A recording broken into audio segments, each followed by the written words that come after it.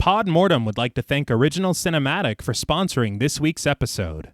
Original Cinematic is an independent production company that has made it their mission to create, produce, and promote films that are inclusive, honor women, promote the LGBTQIA+ community, and provide prominent positions and roles to POC actors and filmmakers, and promote the films of marginalized and underrepresented populations.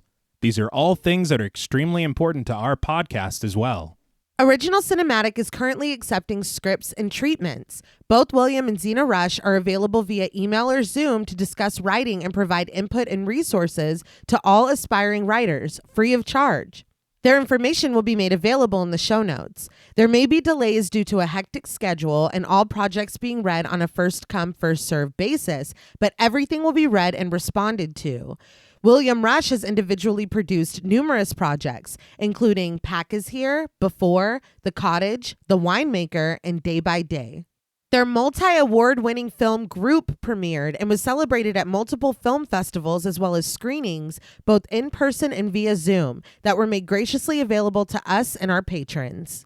Original Cinematic has many exciting projects on the horizon. Their next film, Immersion, has been completed.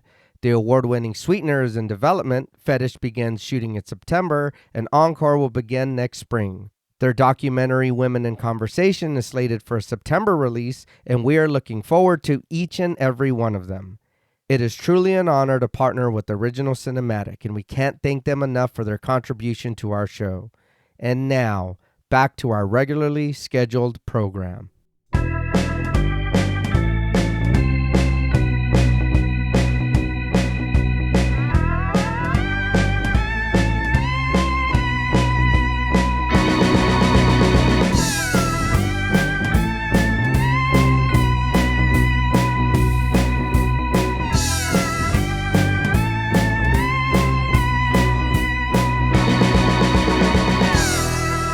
Salutations! Welcome to Pod Mortem.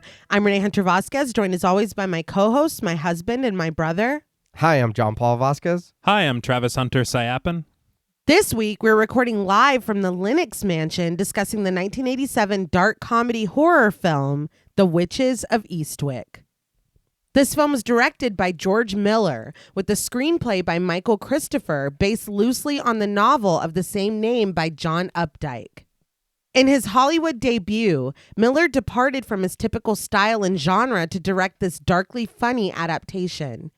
Despite rumors of conflict, casting disputes, and creative differences, The Witches of Eastwick would go on to be a financial success. With an all-star cast, a unique story that strays quite far from its source material, and practical effects that manage to be both grotesque and gross, this campy classic remains a favorite among many horror fans. This film was requested to us by friend of the show, BayJ. We want to thank BayJ for all of the support as well as the suggestion. This film was also the winner of our June Patreon poll, so thank you to all of our patrons who participated and voted. If you want to help us pick an episode, join us on Patreon at patreon.com/thepodmortem. So, what did you guys think of The Witches of Eastwick the first time you saw it? So the first time I saw this, I know I was a kid. Like I was small, and I just remember that I had watched it, but I didn't remember anything about it. I know damn well I didn't understand what the fuck was going on. So I want to say this is somewhat, I'll just kind of say a kind of fresh watch, you know. God damn, is this movie funny? Mm-hmm. Like, this is a straight adult movie. Not in the way like it's a adult movie, but right. It's like the language is very adult. Pod Mortem covers porn. Yeah. So yeah, I think I downloaded the wrong Witches of Eastwick movie. But it is very fun. It's entertaining. It's like I was laughing a large percent of the movie. Like a couple of parts, I was like fucking had to like what? Like I paused and I was like, what the fuck? But yeah. So even coming at it like that as an adult, fresh watch, whatever. God, again, I got to say it one more time. God damn, what a fun movie. I have to agree with all that. I remember watching it very young. Yeah. Probably too young to remember even to say like, oh yeah, I've seen this, No, yeah. It seems like one of those films that I know I have in my memory, but when I watched it, it was like a brand new film to me in a lot of ways. Yeah. There were only like certain scenes and I'm like, oh yeah, I do, Right. But I think that it is because we absolutely should not have been watching this. Yeah, no. Because as they start to progress within the story, even at the very beginning, Yes. I'm like, this is way more like sexual than I recall. Yeah, but that's what I'm Yes. saying. It's just language. It's adult language. You don't see shit like that, but No. it is just like, should I be hearing this? And it clearly must have gone right over my head. Yeah. Being so young. And it's so funny, even my memory of watching it the first time, in my mind, I put this film in the same category as like Death Becomes Her. Okay. Yes. And the way I think of it, I'm like, well, this is obviously a film that Mom showed to me and Nay when we were young kids. But I asked Mom, I was like, so, tell me more of the Witches of Eastwick. And she's like, I've never seen that film in my life. And I was like, what? Yeah. So I was even wrong about that. Okay. So my memory is just completely gone. But because of this, I mean, there's a lot that I did not grasp clearly Right. until watching it this time for the show. And I think that it is a very, very interesting film. I think there's a lot of fun to be had. I think the most fun to be had is the cast and their performances. Oh, yeah. I love this group of people, and I think that they all do really, really good work. And one of the few things that I remembered, this is the birth of a lifelong crush on Susan Sarandon. Fair. Okay. But outside of that, it was very new and kind of refreshing to see this really cool like late 80s somewhat witch-centric, Yeah. And I think that's another thing that pissed me off, frankly, is I thought in my memory that there was much more witchy happenings. Right. And maybe the title kind of... Made you think that? Yeah. But I think that there are a lot of really good elements. I like portions of the cinematography. I like this town a lot. This very cozy environment. Yeah. I think that the music is fantastic. Oh, yeah. The narrative, Well, it's pretty good. It's all right. it's there. It's not great. It is. And I think that's the thing is I feel like I want more from the narrative that we're presented. Right. I want more moments of certain character dynamics. Okay. And especially our three-centric would-be witches. I want more of them. Yeah. And more of them together. See, I think for me too, and your sister, I kept telling her, and she kept having to correct me because I was like, so this is the witches, right? And she was like, no. And then later on again, I was like, so this happens. And she's like, no, you're still thinking of the other movie. So when I did finally watch it, I was like, oh no, this is not that movie. Right. This is so I was the same way. I was like, oh, they were going to do some witch stuff in here. But it's I mean, we'll get into it. It's kind of. It's a way. In a way. Yeah, kind of.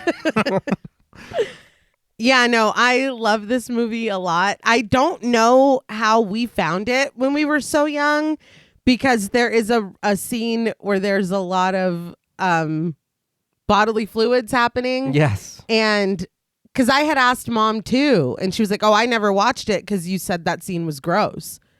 And I was like, yeah, no, you would hate that. Yeah. And it is gross. It is. But I feel like we were right to warn her. And she said she never watched it. Yeah. So I don't know. And I guess she bought us the DVD.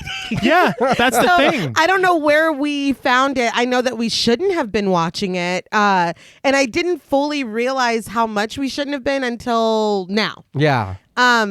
But yeah, this was on my birthday poll, and it's really funny because, in my opinion, yes, I did cultivate the poll, but there were some bangers on there. Oh, yeah. And we usually, for the birthday polls, for most of them, sometimes we'll, add some extra ones, but we usually try to do around 6. And so I had 5. And I'm always the one out of the 3 of us that's the last to complete the birthday poll, last to choose the birthday movie, because I get so indecisive. And so it was literally the night before. It was like midnight, and we post at 9 a.m. the poll. And I'm like, I need one more. And I remembered, and like 20 16 maybe, I'd had a girls' night with Kristen and Angelica, and they had never seen this, and I showed it to them. We watched this and Practical Magic. Okay. And I was like, oh my God, I haven't seen it since then. And I was like, if it were to win, that's an excuse to rewatch it and learn some more about it. It's not gonna win.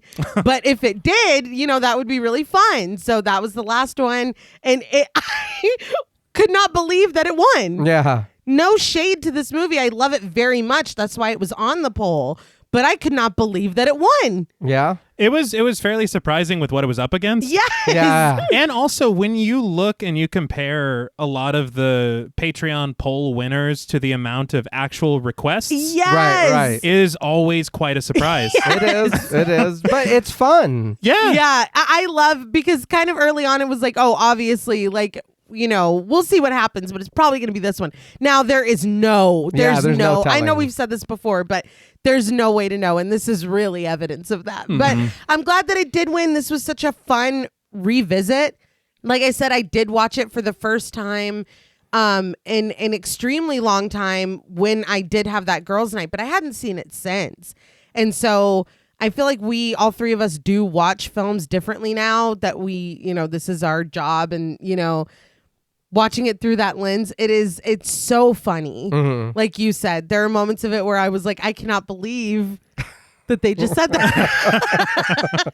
It's a lot of fun. It really does. Like you said, T, the performances are absolutely everything. I don't want to say weak. There are moments where the plot is not as strong, or maybe the ending does objectively feel a bit rushed and a bit like, oh, okay. There is one Yeah. there is one visual towards the end that quite simply confounds me. I was rolling, but probably not in the way they wanted. Well, it's like, okay. Yeah. I feel like this is one of those movies where you're along for the ride or you're not. Like, Right. you just need to accept what's happening. Yes. And either you enjoy it or you don't. But no, I think it's an absolute blast. I think that it is a really fun one to revisit if you haven't seen it in a while. I really can't say enough about the cast. I think a lot of the choices that were made are really fun. I would love to see more of the central three on their own and together, because once we really get into the meat, it's basically 2 hours. But it still feels like it moves so fast. It does. Yeah. Once all the pieces kind of fall into place as to what story is being told, it is a fucking like mad dash after a certain point. And I would like to spend a little bit more time, see these things maybe more slowly develop in the way that they're telling the story. But that's not what we're doing. No. And that's fine too. No. Well, but I think that helps. It helps the story because there's no time to think about anything. No, there's really it's not. just hey, check this is happening now. Yes. We're doing this now, and it's like, oh, all right. Yeah. Yeah. You're just along for the ride and Yeah. working your way towards a grand finale. But before we get started, I wanted to talk extremely briefly a little bit about the production. And I did get information for the episode and for the production portion from the AFI catalog production notes, articles in the Hollywood Reporter and the Independent, and interviews with Roy Fairs, Brian Linehan, Ask Jimmy Carter, and Bobby Wygant from way back in the day. From like 86. Okay. Like actual Jimmy Carter? No. Yeah. I know. I did a double take too. I was like, I didn't know he was doing that shit. So we've talked about George Miller before because 4 years before this, he directed the Nightmare at 20,000 Feet segment of the Twilight Zone movie. Right. Before that, he'd done the first 3 Mad Max movies. And after this, he'll do Babe, Pig in the City, both Happy Feet movies, and the new Mad Max films. What a career. Yeah. Yeah. Pigs love it. Yes. They do indeed. And you can't put him in a box. No. Okay? No. But in 1987, he directed a little movie called The Witches of Eastwick. Mm-hmm. And something I found interesting was that Miller said he'd never even read the John Updike novel before signing on to direct, and that if he had read the novel, he wouldn't have thought it could be adapted into a film. Not a great sign. Yeah. He said that he would have passed on it if he had read the book. Wow. In all fairness, what's wild to me is if you had told me, say, pick 10 directors you think directed The Witches of Eastwick. Yeah. George Miller wouldn't even be on the list. No, So it's a wild choice. Yeah. But there may have been times, obviously he didn't pass, but there may have been times that he regretted not passing on it because there were instances where he spoke candidly about how difficult the shoot was at times. Oh, wow. He said, or like I said in the intro, this was his first Hollywood film. Mm-hmm. And he was not used to the amount of control that the studio had over him. And according to him, they treated him like a pushover. When they talked about cuts and the budget, he gave up his own trailer because he's like, I'm never going to be in there anyway. But when he would ask for something like extras to film scenes or equipment, they either would not provide it to him at all or would only give him part of what he asked for or what he needed. What? So it got to the point where he drew a line in the sand and refused to work until they treated him with respect. So they were like, okay, we'll get somebody else. Whoa. Yeah. Rather than just respect. I know. What This is according to him. This is according to him. But when Jack Nicholson threatened to walk away from the project if they fired Miller, the tide turned. And he Okay. finally started, kind of getting what he needed. So there were rumors. And again, this was hard. This is from the fucking 80s, okay? A lot of rumors. Very hard to pin these things down in print in 2025. But there were rumors of the script being unfinished and modified throughout shooting. Oh. And allegedly, okay, due to the success of Aliens, producer John Peters decided that The Witches of Eastwick should have an alien in it. Okay. What? And he kept bringing it up, and Miller kept deflecting until one day he allegedly showed up with a stunt person in an alien suit and told Miller to find a place for him. Wait, so he commissioned Yeah. What the fuck? on the side. Allegedly. For no reason. Just Allegedly, yes. Miller and Jack Nicholson walked off set until John Peters gave up the alien idea. Good call. yeah. Where the fuck? What does John Updike think about any of this? We just need him in the corner somewhere? Yeah, What I the don't know. fuck? And I don't think Updike was a fan of anything that happened. But there were casting issues that led to bad first impressions with a few cast members, which we will get into later. And although it sounds like it was a little messy behind the scenes and the reviews upon release were mixed, it was a financial success. And The Witches of Eastwick, I think, is a very fun and campy film. And it did win my birthday poll. So now we get to talk about it. Yeah. Yeah. So let's go. Now, before we seduce this film, we would like to issue a warning for spoilers. Podmortem is a very in-depth podcast, and in thoroughly discussing horror films, we have no choice but to spoil a thing or two. If you don't wish to be spoiled, please go watch the film, then come back and enjoy the show. If you've already seen the film or don't care about spoilers, then let's have another cherry. The film opens with an aerial view. We peer down through the thin vapor of clouds as a quaint town comes into view. We drift closer and credits roll, but with the arrival of strings and the whimsical score, we get the title in white, The Witches of Eastwick. The credits continue as we float down to the lush greenery, homes, and buildings of Eastwick. My first thought immediately is what a gorgeous, idyllic town. Yes. Yeah. And it really, like you were saying, it is the same, to me, the same flavor as Death Becomes Her. And seeing this town, it was really giving Beetlejuice to me. Yeah. Okay, That's yeah, very yeah. fair. I did want to talk about this town that they used. Mm-hmm. I learned some from the American Film Institute and the production notes that we found. Mm-hmm. But the production apparently spent a very long time searching for the perfect town that would become Eastwick. Okay. The location manager, Sam Mercer, personally traveled 20,000 miles through California and the northeastern United States in search of the proper town. God damn. And I saw you make a face. Sam Mercer's name is very familiar Yes. because he would go on to be a producer and production manager for the majority of M. Night's films. Okay, that's So, yeah. I know this dude. But the search was for the most crucial elements for the film, which make perfect sense. Mm-hmm. They wanted a simple white church and a very compact business district. Okay. And so they initially landed on a town called Little Compton in Rhode Island. Okay. But It's all right. everybody's reactions are interesting. That's interesting. Yes. But once this town was chosen, there was a major controversy surrounding the subject matter of the film, and the right to film this film in Little Compton was even put to a city council vote. Huh. Damn. While all this is going on, they do eventually decide that the filming can go forward, but as this controversy is brewing, this is when the Massachusetts Film Bureau catches wind of it all, and they start lobbying aggressively for the production to switch to Massachusetts. Okay. They're like, well, that shit's going Yeah. sneak over here. Yeah. And that's eventually what happens. Oh, wow. And the production was moved to Cohasset, Massachusetts. Okay. They say it's about, I think, an hour south of Boston. Yeah. And so they got to work.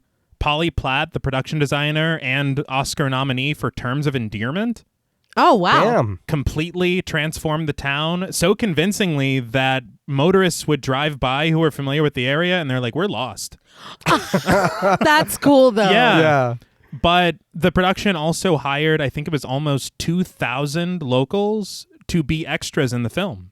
That's cool. Yeah, that's really cool. And the church that they used, which we will have several scenes in, it was actually built in 1746. Damn. And as the production wraps and everybody is finishing up and everything, the filmmakers donated a substantial amount of money to restore this church. Oh, Very I love nice. that. Yeah. And I read that in the wake of the film having been made there, it became kind of a bit of a tourist attraction because a lot of fans of the film will go there and want to see all the locations that were used. Yeah. However it shook out, I will say that where they ended up is perfect Yes. for the film. Oh, yeah. In one of these houses by the water, fertility statues and nondescript carvings of heads line wooden shelves. We find the talented hands of Alexandra Medford, played by Cher, sculpting one of these fertility figures, smoothing the curve over the shoulders that carry the sculpture's large breasts. Finished with it, Alexandra sets it to the side and walks into her kitchen to spread butter on a piece of toast. A lot of us know the name, the person. A lot of us do. Cher. Yes. Mm-hmm. Just real quick, just so that anybody who doesn't. Over 100 million records sold. Wow. Rock and Roll Hall of Fame inductee. Mm-hmm. She's the only artist to have a #1 single on the U.S. Billboard charts in 7 consecutive decades. Good Holy Lord. shit. That's crazy. That is. She was in Moonstruck, Mask, part of Sonny and Cher. Uh-huh. It's Cher. That's It's it. like, what more do you want? That's it. Since we're talking Cher's accomplishments as well, and I don't know if this is true, Uh-huh. but I have read that the song Believe, Yeah, yes. is the first major use of autotune. Okay. That's a shame. Yeah. It's not a legacy. Why would you cap it with that? I mean, that's kind of... Well, she can turn back time. She has, Okay, yeah. she has powers. Yeah. She's an icon. She's She okay? is. It's She Cher. is. Cher. She's Cher. That's the point. Mm-hmm. But nearby, Carol Medford, played by Caroline Struzik, alerts her in a clipped tone that she doesn't have to come if she doesn't want to. Alex assures her daughter that she does want to. She just has a million things to do first. At another house, a cluster of blonde little girls rushes out into the garden. The children, played by Michelle Sienkiewicz, Nicole Sienkiewicz, Heather Coleman, Carolyn Ditmars, Cynthia Ditmars, and Christine Ditmars, all rush over to their mother, Suki Ridgemont, played by Michelle Pfeiffer. And Michelle Pfeiffer, we talked about her in What Lies Beneath. Yeah. We did. Another icon. Yeah. Mhm. Oh, yeah. Catwoman. Yeah. Yes. Scarface. Uh-huh. We could keep going. We could. I will say too, I was watching all those interviews from back in the 80s when the film came out, and they were each asked like what the most difficult thing that they did on set or while they were shooting was. And one of the answers that she gave was working with these children because apparently none of them were actors. Oh, wow. Yeah. And so it was very difficult to keep all of them focused and all. I mean, they're little. Yeah. And all doing the same. And from the sound of it sounds like a lot of them are siblings as well. And so keeping them focused and doing what they need to do. I was like, damn, I bet that was hard. Yeah, well, they're kids. They're going to be interested in whatever's there. Of course. You want to Uh-huh. touch something, play with something. Yeah. Where's the director? He's like, you're the mom. Yeah, you're... Get into character. It's method. It's method. But Suki is asked, what's this? And she tells her daughters that it's peanut butter. Peanut butter and what? Peanut butter and jelly. What kind of jelly? Suki stands, gathering her basket of vegetables, and lets out a long sigh before confessing. Zucchini jelly. The girls immediately start to protest this, their small voices mingling and overlapping as they follow Suki to their van. Give it a chance. Yeah, tough crowd. I know. The backlash was immediate. The church bell tolls as the rest of the town goes about their mourning, and a late child rushes into the school. But in the band hall of this school, Jane Spofford, played by Susan Sarandon, is conducting the band as they play their rendition of America, America. Her hair is pulled in a tight braid, sealed with a black bow, and her eyes are shielded by the round lenses of her glasses as she conducts with enthusiasm. I was very surprised to see her because, again, when I was younger, she's beautiful. Yeah. You know what I mean? Yeah. As a kid, I was like, oh my God. But she was in the Rocky Horror Picture Show. Yes. She was in Thelma and Louise. Yes. You know what I mean? Come on. Speed Racer. Dead Man Walking with Sean Penn. I believe she won an Academy Award for that movie. Hell yeah. Damn. And we were talking about Feud. Yes. She's incredible. Oh, yeah. Icon. Talk about yes. icon. Yes. And I wouldn't say that this rendition is really America the Beautiful. I think it's more America has a great personality. Yeah. America's all right. I didn't even call it by its proper name. America's This ain't it. They're still practicing. Right. it's in the ballpark, okay? But she's annoyed when Walter Neff, played by Keith Joachim, comes in, asking how it's going. She loses her tenuous control over the band, and by the time she tells him that they're fine, the music has stopped. Walter wishes that they could afford to keep her full time, and Jane agrees, especially now. Walter takes a step closer, uncomfortably close behind her, when he takes this cue to ask if the divorce is final yet. After a pause, Jane confirms that it is. Today. With this new information, Walter supposes that they could put their heads together and maybe work something out. And Jane jumps when Walter unabashedly caresses her ass on his way out of the band hall. Unbelievable. I'll be honest. I was what the hell? Yeah. Yes! I was not expecting that. The kids are right there. This is not cool. This is what? So many what things. the fuck is going on? And right out of the gate. The movie just fucking started. What was wild to me is the divorce is final, right? It's like, what the fuck? Yeah, before I harass you. Is your divorce final? No, he's disgusting.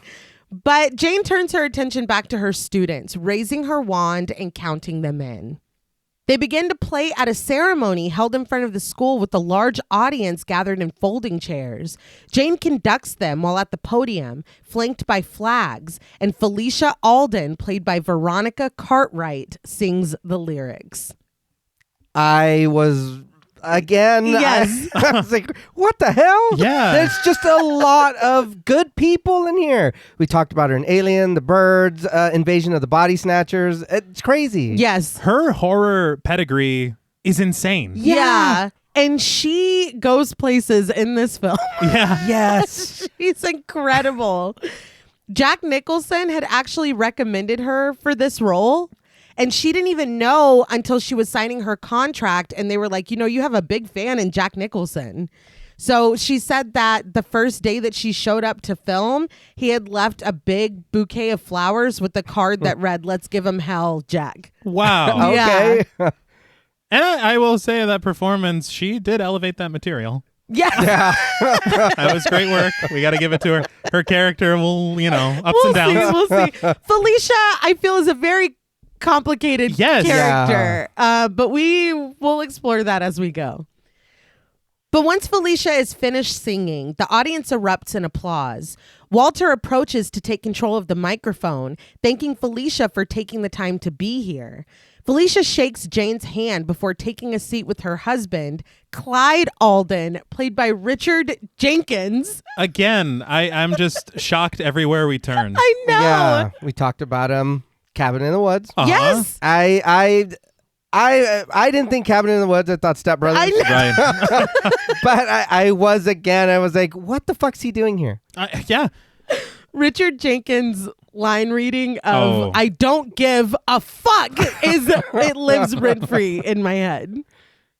Walter coaxes out one more round of applause for Felicia, their most prominent select woman, or select person.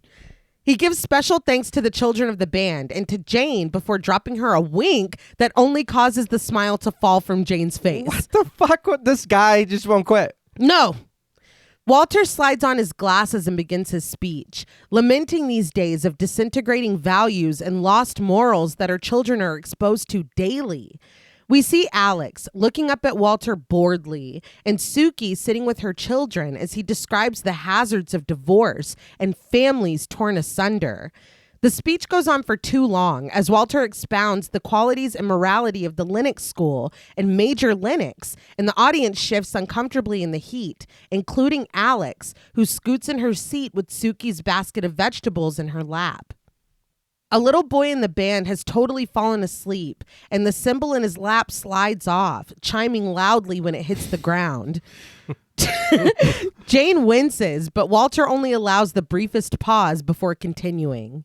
His voice drones as a wind blows past Alex over to Suki, whose bored children quietly kick each other in their seats as she cradles one of her daughters in her lap. The wind goes over to Jane, who shields her eyes and looks up at the sky, where clouds cluster together in strange shapes, and the weather vane at the top of the school changes direction. The wind gathers force, whipping Walter's tie and blowing his hair. The weather vane squeaks as it moves in a full circle. The sky darkens, and Walter has to raise his voice over the wild weather and the sudden deep rumbling of thunder. Still, he consults the binder containing his speech and presses forward. Suki's children cling to her, and she shields their blonde heads as an unexpected rain begins to pour.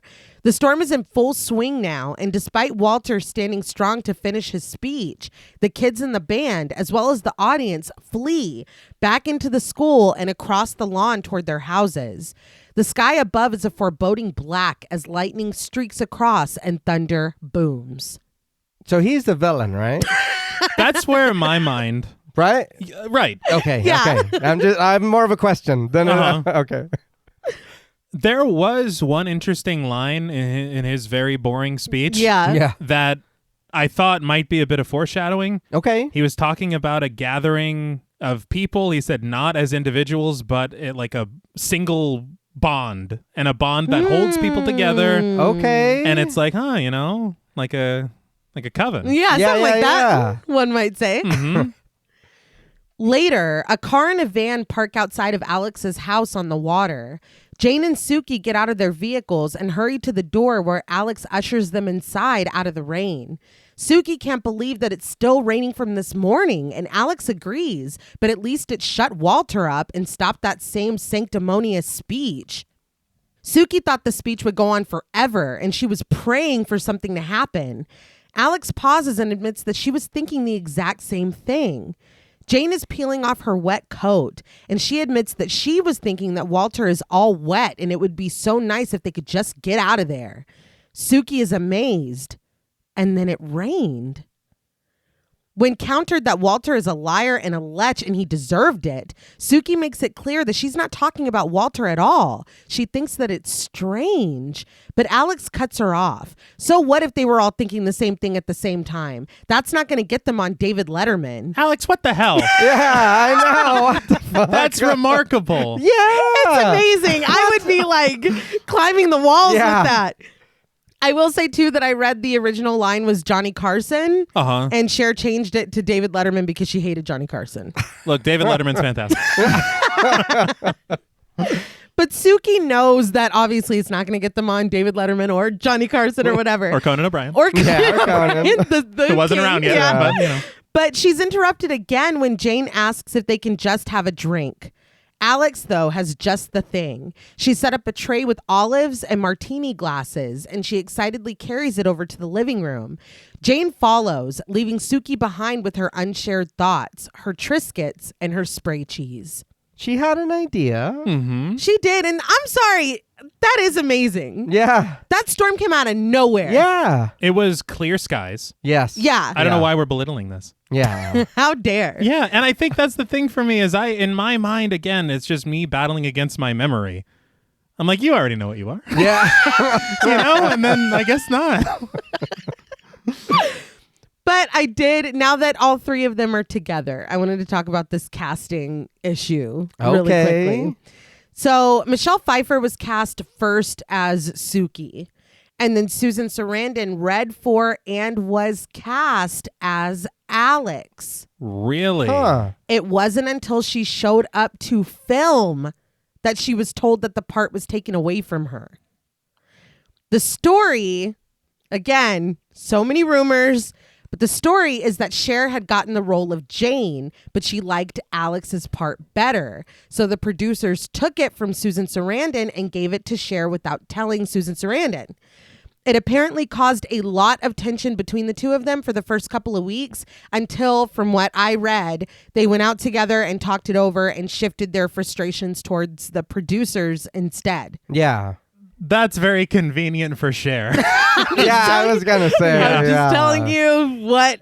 And it's so, because you read about all the behind the scenes shit and then you watch interviews and it's like, oh my God, like, no, we had so much fun. Like, everything was perfect. And it's like, come on. Yeah. You know what I mean? I think that is just a testament to how talented Susan Sarandon is. Yeah. Right. That she could to switch adapt. Yeah. characters completely. Because they're completely different characters. Yeah. Oh, yeah. And I will say, honestly, I can't imagine Jane being anybody else but Susan Sarandon.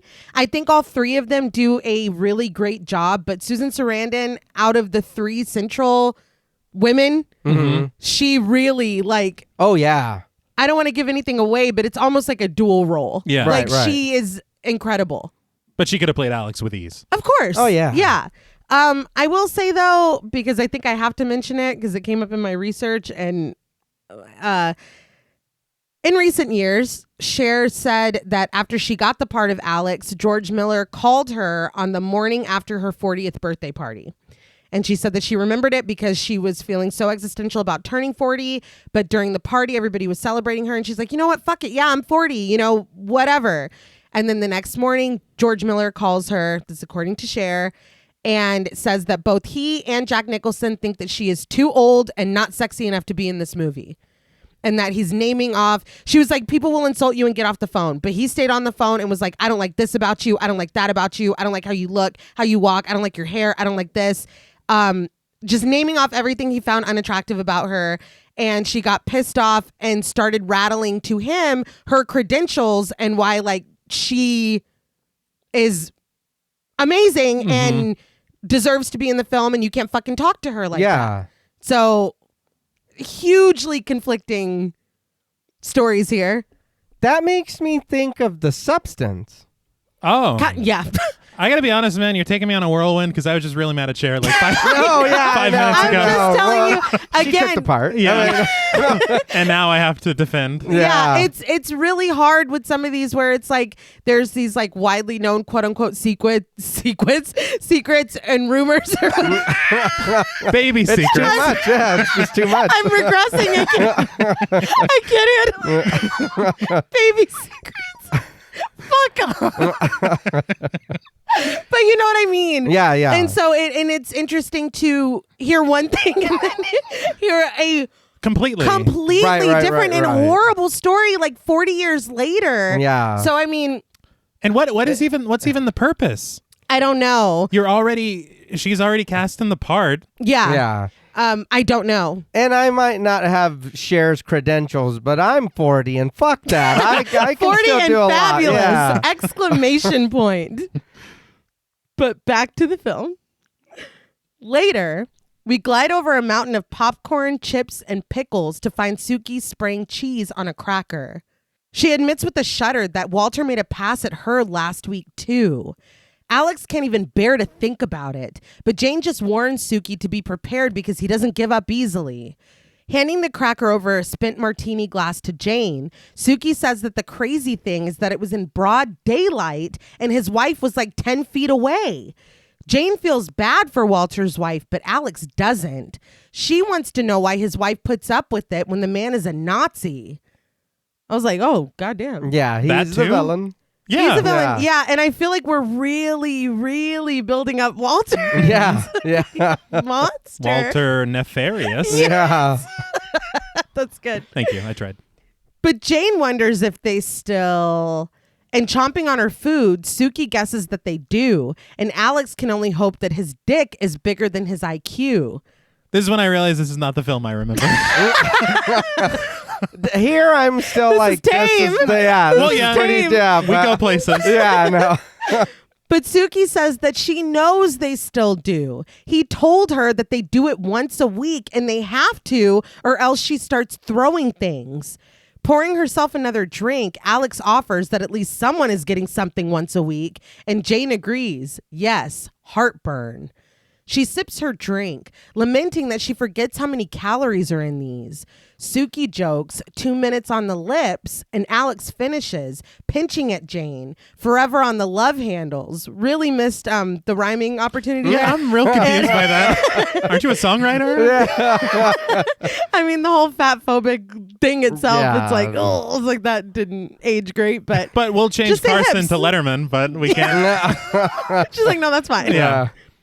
But they cheers to this, and as their glasses meet in the center of the table, thunder cracks loudly. Alex adds a congratulations to Jane, and after gulping her drink, she responds with a breathless thank you. Suki realizes that she forgot Jane's divorce. Jane grins that as of today, she's a free woman. Suki invites her to join the club, but Jane's smile falters and her chin trembles as she begins to cry. Suki and Alex immediately rush to comfort her, Suki assuring that it's a beginning, not an ending, and promising her that they still have each other. Alex pours Jane another drink, and she asks Suki if she brought the cards. Suki didn't know that she was supposed to, but Jane has them, and they decide to play. So we fade in later, where martini glasses are refilled once again. This again, I expected different cards. I know, Yeah. I will say, and I'm holding. I did not read the book. I've read that the book, by some accounts, is incredibly feminist and uplifting, and by other accounts, is utterly misogynistic and homophobic and difficult to get through. All right. I did not read it myself. Yeah. But I read synopsises in order to kind of give us an understanding of like the big pieces that were changed, which are big pieces that were changed. Yeah. But I will say, and I'm saving that for the end, but I will say that from my understanding, when the novel begins, they are a coven. Oh, Okay. then yeah. Yeah. So this whole like, and spoiler alert, whatever, discovering of what we have within us or what we can do, that has already been done. This is a coven, and they're already doing shit when we meet them in the novel, from what I understand. I think that I would have appreciated that more. Yeah. There are some cool moments, like one that's about to happen where it's like stuff happening in the background. Yes, Right. I It's like that. That's pretty neat. Yeah. Mhm. But I would like to see them more as a coven more frequently. Right. I agree. Suki admits quietly that she still feels like she's cheating, even if she just thinks about it. But Alex reminds her that Monty deserted her and left Suki with 5 kids, and Jane corrects her. 6. She sits up, asserting that if Suki's husband left her because she has too many kids, that's his problem. But Jane tells her that this is oversimplifying.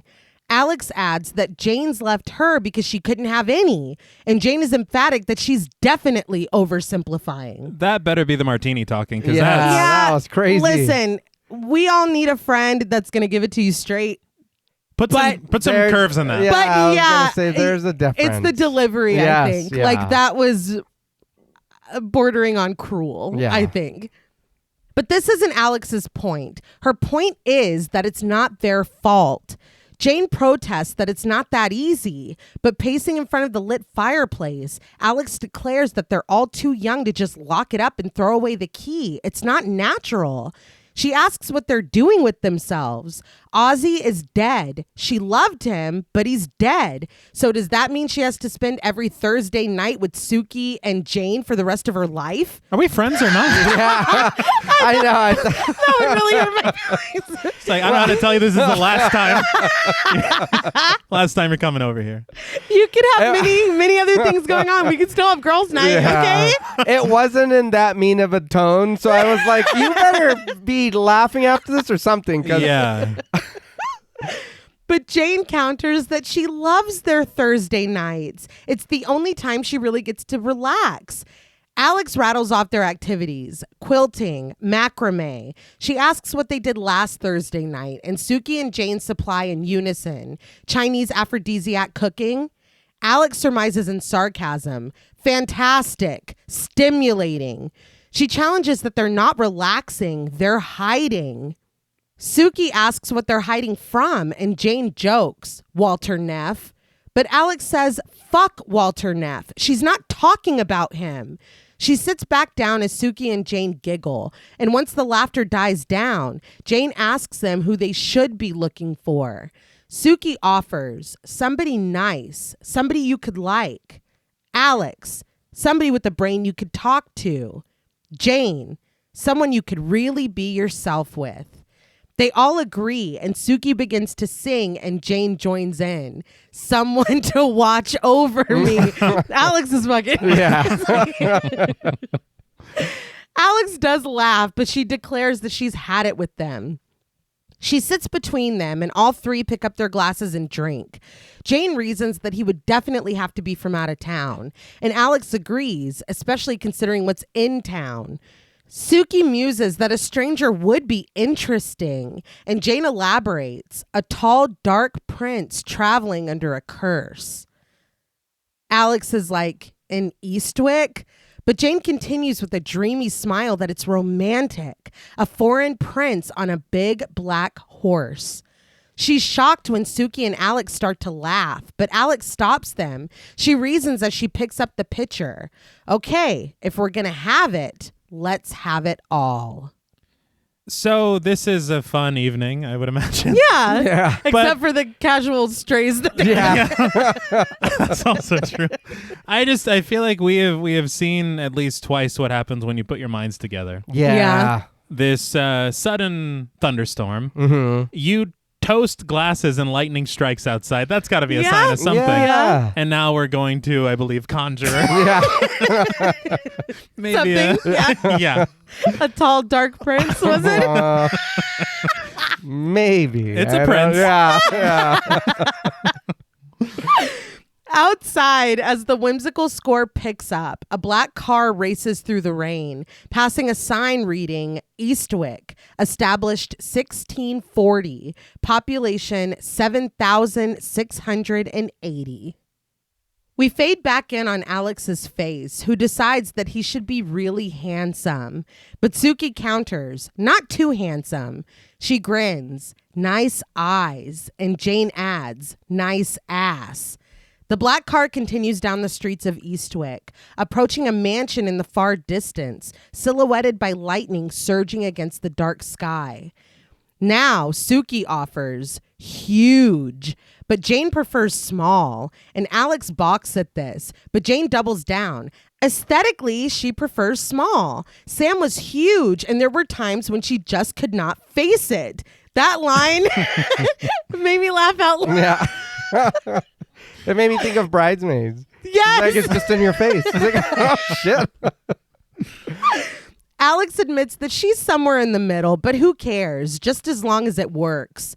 Alex holds the pitcher, and Suki and Jane hold their glasses. They all bring them up and clink them together.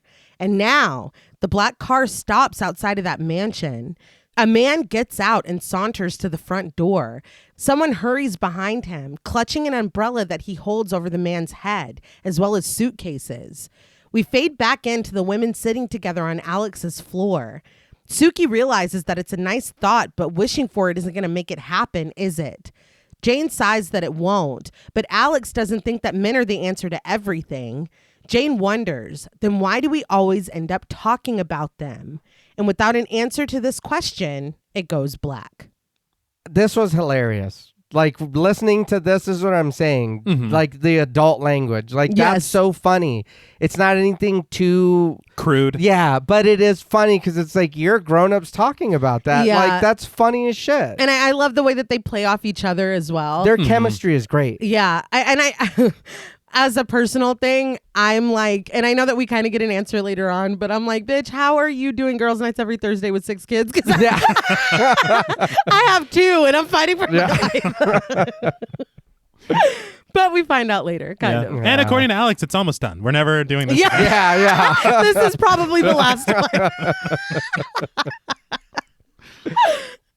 The next morning, Clyde and Felicia drive through the wet streets before parking outside of the newspaper and getting out of their car. They walk up to the door where Suki sits behind the desk inside, talking on the phone to Alex. She tells her that some man bought the Lennox mansion. When Alex asks who he is, Suki consults a clipboard and reports that he's from New York. No wife, no family. And he told the realtors that he needed the room for his pianos. Apparently, he has a lot of pianos. I want more on that. Yeah, we do learn that he is musically inclined. He is, but he can only play one at a time. Yeah, but it was Typically, that. yes. I thought it was going to mean something else. Yeah. Right. Alex wonders how many pianos one guy can have, but Suki asks if she doesn't find the whole thing strange and funny. Alex asks his name, and Suki says that that's strange too. They told her his name and she forgot it, so she called back and it's gone right out of her head again. She reminds Alex that it's not like her to forget a name like that. Alex doesn't respond, so Suki presses forward that that's the big news of the day, especially considering the history of the mansion, which she doesn't know if he knows. One thing I do appreciate is if they're not going to be a clearly established coven of witches already, I like that they are at least consistent with Suki being the one who is like, hey, something weird's going on. Yes. Yeah. And Alex being this like skeptic Like, to it chill all. out. Right. Yeah. Because we keep returning to this dynamic and it's like, all right, well, that's good. That's who they are. Yeah. Suddenly, Alex asks, who is that? Clyde and Felicia? And after she asks, Clyde and Felicia enter the room. Alex, you gotta... But see, that for me, that's why right here I was like, so they all have a little shine, or like what? There's some kind of shine Something, in there. because they're doing different shit. Yeah. Suki turns and confirms this before calling Clyde over and quickly ending her call with Alex. She hands him a culinary piece that she's written and offers a polite hi to Felicia, who replies with a nod. As Felicia talks with another woman in the office, Suki hands over multiple articles to Clyde, who is still stuck on the cheeseburger pie from the first one by the end of it. Finished, she asks casually if they heard that someone bought the Lennox mansion. Felicia is suddenly struck by something unseen, dropping a vase of flowers and a container in her arms. They crash and shatter on the floor, and she turns with a gasp as she locks eyes with the shocked Suki. Later, as Clyde clips an article about power being out in Eastwick out of the paper, Felicia looks out the window, pondering that the mansion is a landmark building and they had no right to sell it. Clyde tells her absently that there's nothing that he can do about that, but Felicia shoots him a look, guessing that he's too busy reporting on the horse trough and Herbie Prescott's trip to Bermuda. Clyde takes the condescension in stride, but Felicia wants to know what's going to happen to those birds now. When Clyde doesn't understand, she elaborates. The snowy egrets, where will they nest? Clyde doesn't know, and she agrees. Exactly. She turns back to the window, but Clyde goes over, asking what's wrong. It's only a house. He doesn't understand why she's so upset. But Felicia explains that she's got a terrible feeling. Something evil is happening. But Clyde just chuckles at this. So maybe the ladies are like, I don't understand. I think that's the thing is like, it seems clear that Felicia has some kind of shine as well. Yeah, because it's like she's feeling it. She freaked out with the thing. It's Yeah. there. I think in the book too, they were very friendly with Felicia at the start, and that she was even like dabbling and stuff with them as well. I think. Yeah, I don't know. Well, we don't know that here, though. No, we don't. No, we don't. She's sensitive. She's open. Okay. I mean, I don't know. Yeah. But at a store, the Yapping Fox, Alex unwraps her statues and tells Mrs. Biddle, played by Helen Lloyd Breed, that she's just glad that they're selling. Mrs. Biddle corrects her, though. They're not selling. They've already sold. Just like that. Mrs. Biddle cradles one of Alex's statues, musing that she adores them, but nobody's looked at them sideways in months. But then this morning, a man appeared out of absolutely nowhere. He's so charming, not exactly handsome, but riveting. She was riveted. She looked into the man's eyes and she realized that she was thinking thoughts she hadn't entertained since World War II. Oh, wow. And I love that for her. She cups her own cheek, admitting that she actually blushed. Alex smirks at this, but gets back to the point. So what happened? He bought one? Mrs. Biddle corrects her again. He bought all of them, every single one. Alex asks if it was a tourist, but it wasn't. It was the man that bought the Lennox house. Alex asks if she remembers his name, and Mrs. Biddle does, of course, only she falters. She remembers that he told her, and she even wrote it down. It was some kind of foreign name, and it's on the tip of her tongue. She asks Alex, "Isn't that diabolical?" Mrs. Biddle has completely forgotten his name. I feel like he may go by many names. We cut to Jane, seated behind her cello as she plays with her string quartet. The other members played by Craig Burkett, Abraham Mishkind, and Christopher Verrett. They play in front of an audience that includes Clyde and Felicia seated in the front row. But one of the musicians' concentration is broken when a loud sound begins to erupt from the seating area.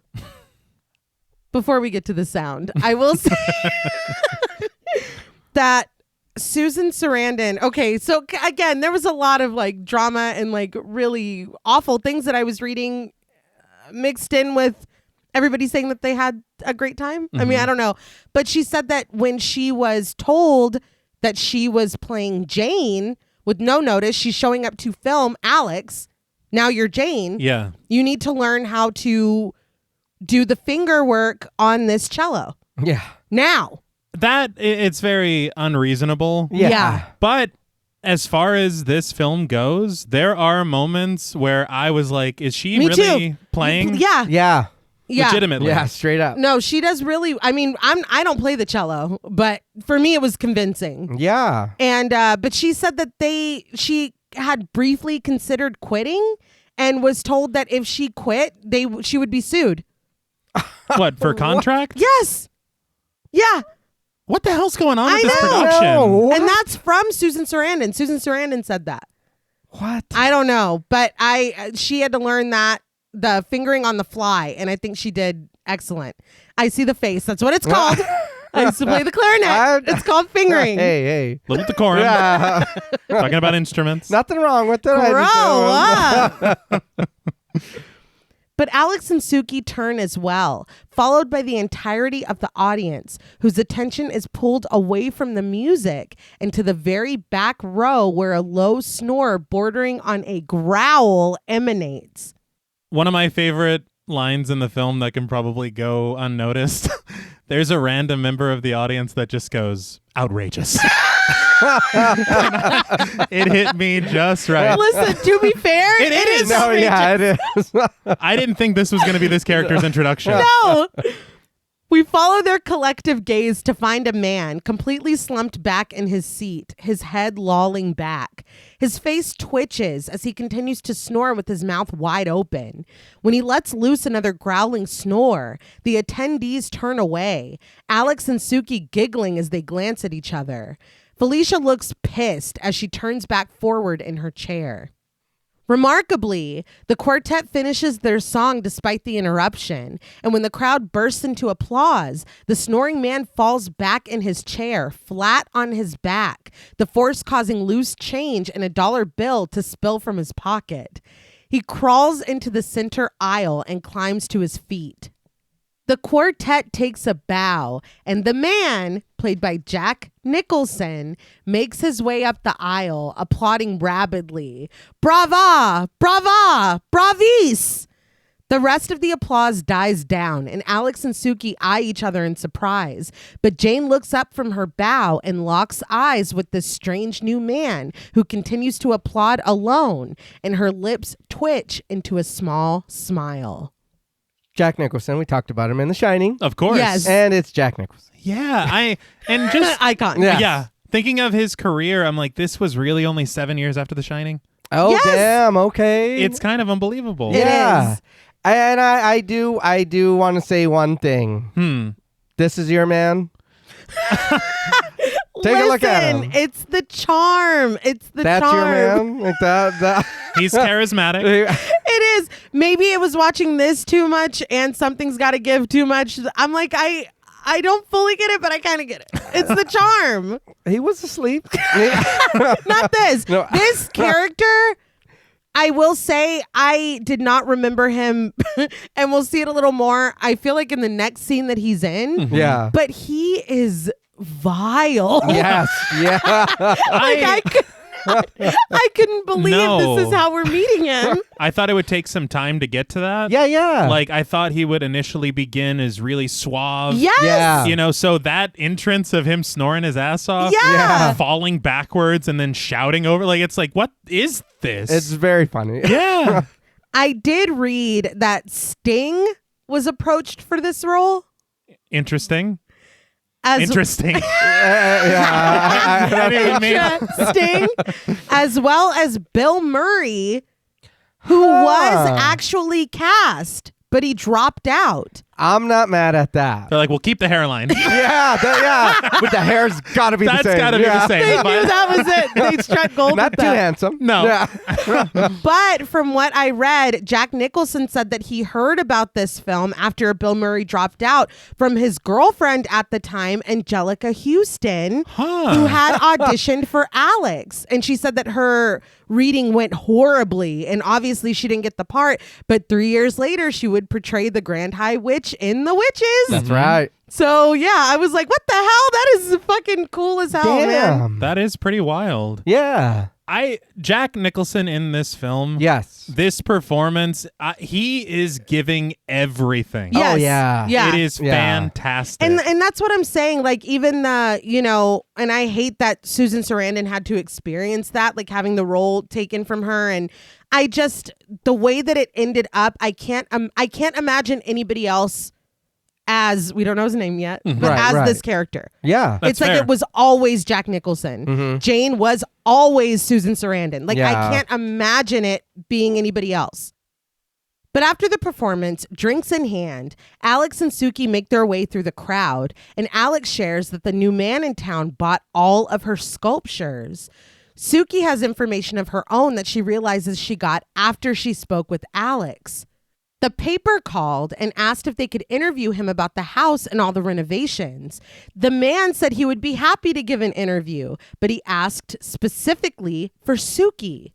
Alex asks why, and Suki admits that she doesn't know, but he wants her to do the interview.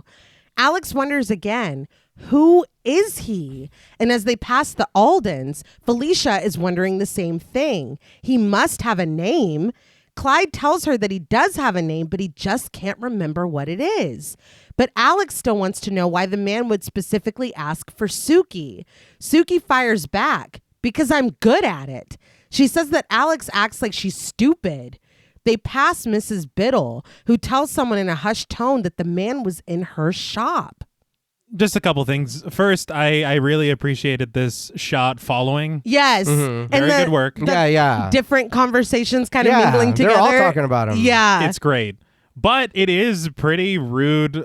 Look, Alex is asking the right questions because it is like, why did he? Yeah. But it is very belittling. But Well, I I can see why she would take it that way, but that's not the way that she means it. Well, but she's been mean all film. Yeah, I was gonna say, but like, it almost seems like this is how she treats her. Yeah. It's her being so defensive, right? What, I'm good at my job. Uh-huh. That was kind of telling because, like, do you have to be on the defensive a lot? Yeah.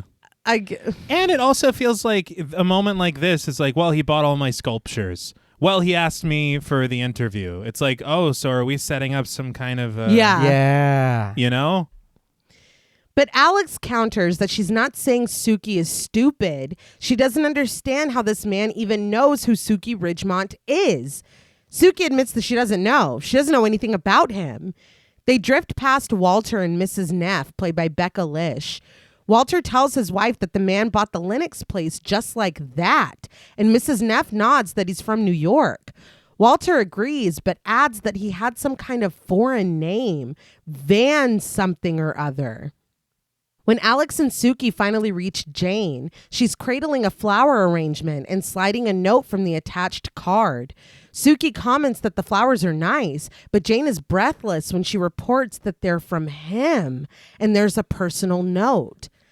Alex takes it and says that it's just the letter D. Suki remembers now. That's right. It started with the D. Alex guesses, David? But Suki says that there was an R in it. Jane tries, Doberman? Drake? Interesting choice. Yes, yeah. She's desperate. Yeah. Alex supplies Darren, but Suki is struggling. It had a D and an R and an L. Daryl! A soft snap is heard, and the pearls around Suki's neck come loose.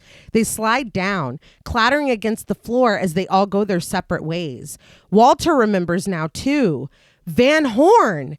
Mrs. Biddle agrees with a sigh. Yes! And Clyde tells his wife, Daryl Van Horn.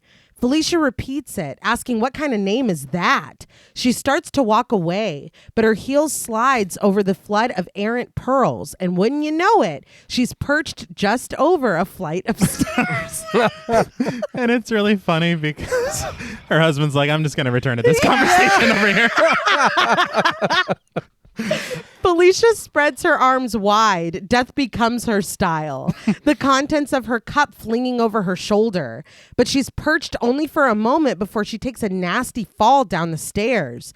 The pearls follow, adding insult to injury as they clack loudly against the wooden stairs. Clyde is like, are you all right? Yeah, nobody's going to help her. He didn't try to catch her. He didn't anything. Everybody just watched her fall. Hurry up, you wimp. Yeah.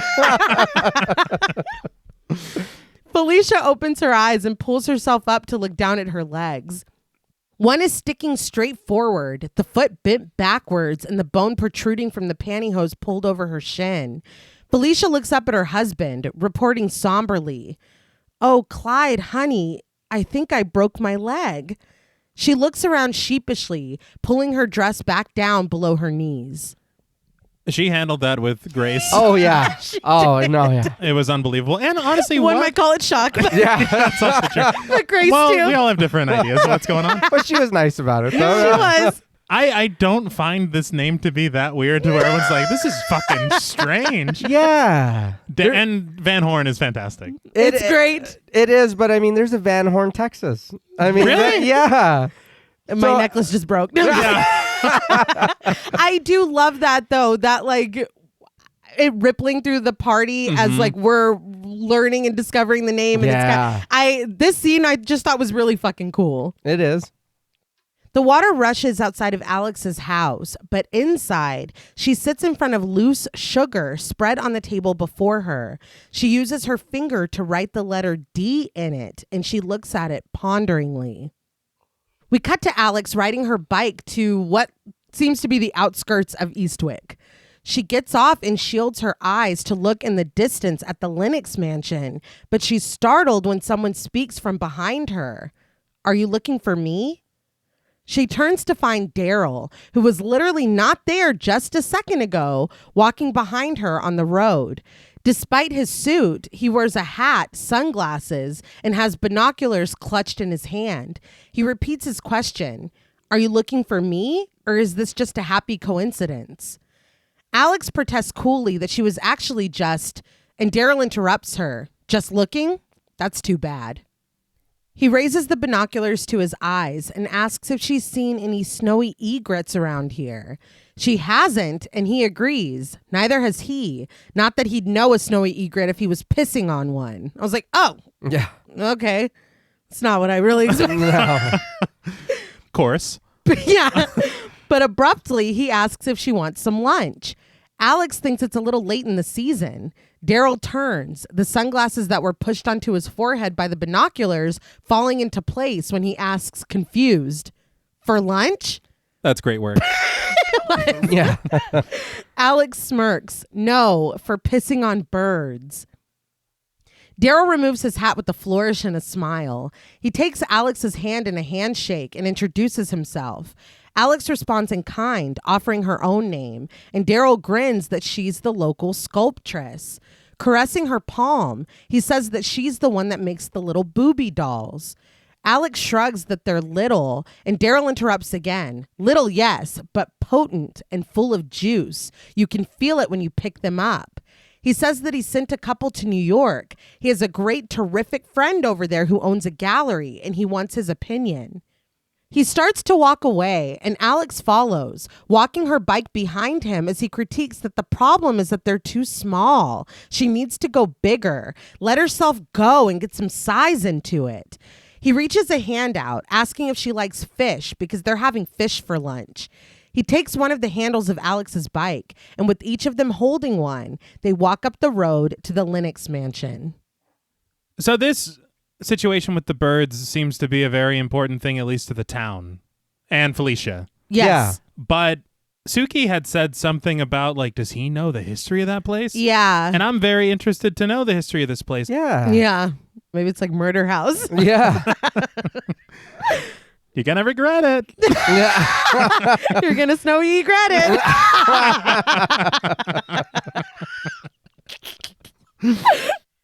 We cut to Daryl and Alex sitting at an outdoor table with the vast mansion behind them.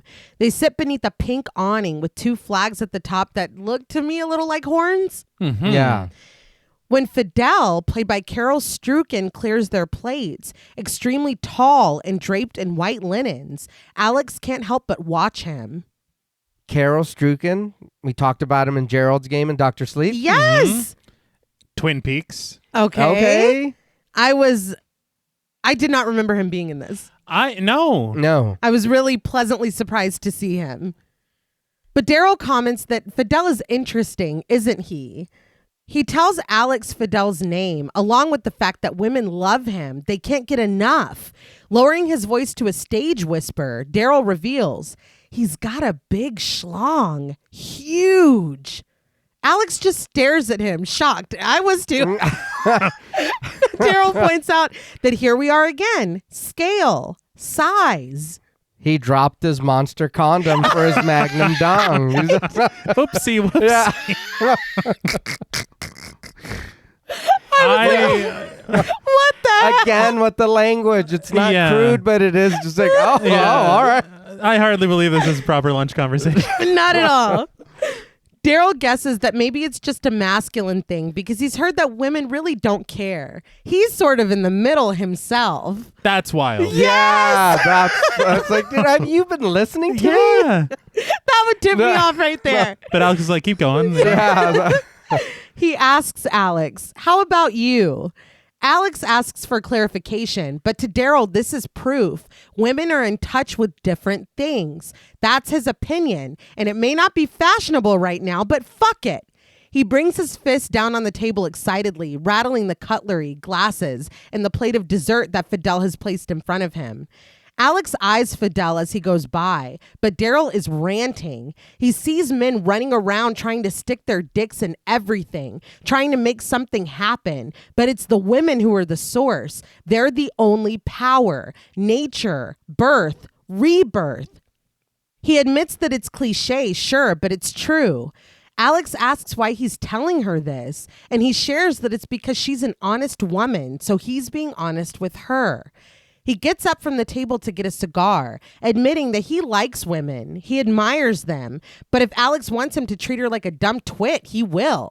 What's the point of that, though, when Alex has brains? She has more than brains, but she doesn't even know it because most women don't.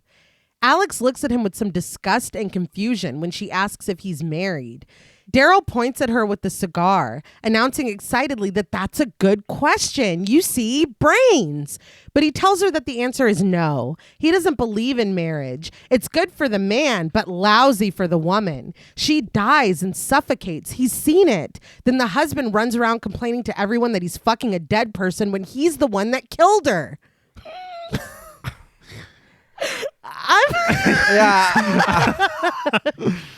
He cackles at the irony before asking where Alex's husband is.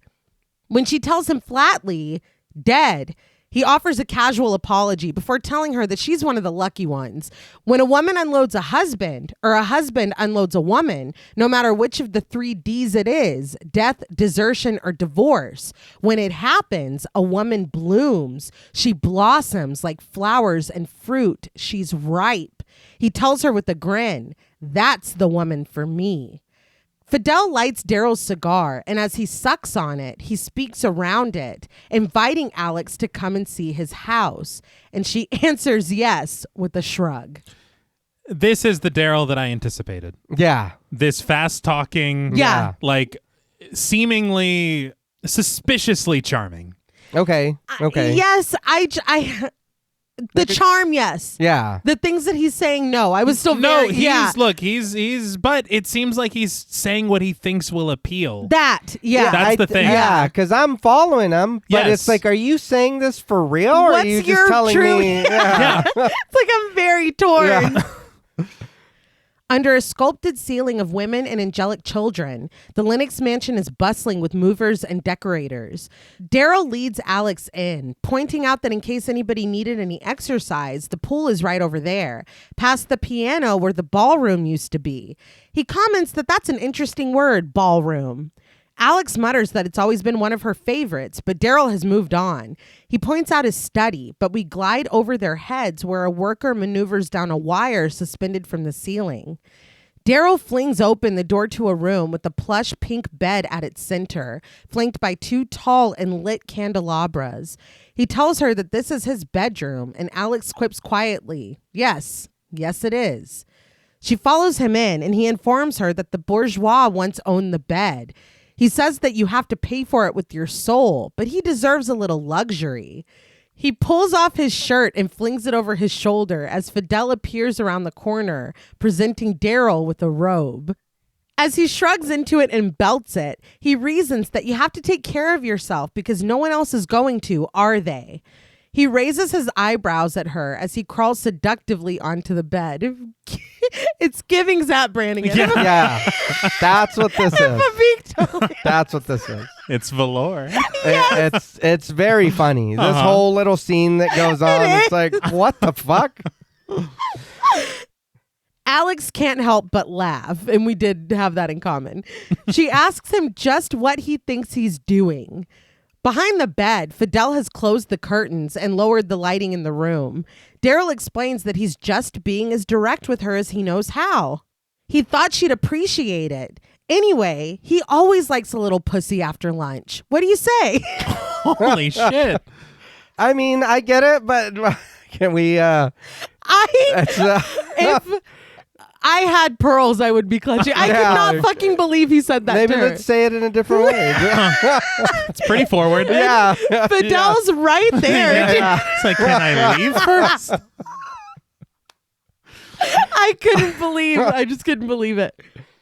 Fidel takes his leave, closing the door behind Alex as he goes and leaving the two alone. Still smiling in disbelief, Alex asks if he's trying to seduce her.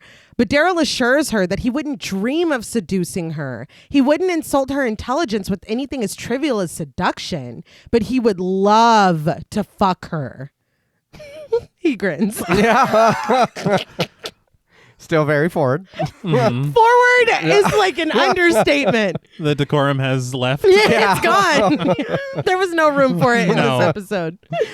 Alex is smiling too, but she drops it and crosses her arms.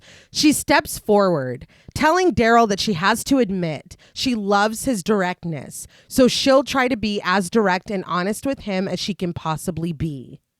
Daryl perks up at this, but Alex continues. She thinks, no, she's positive that he is the most unattractive man she's ever met in her entire life.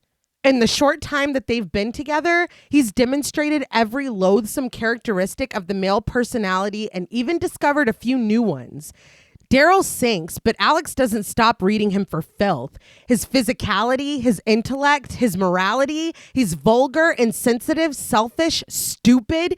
She disparages his taste, his sense of humor, and he smells. She concludes with the fact that he's not even interesting enough to make her sick.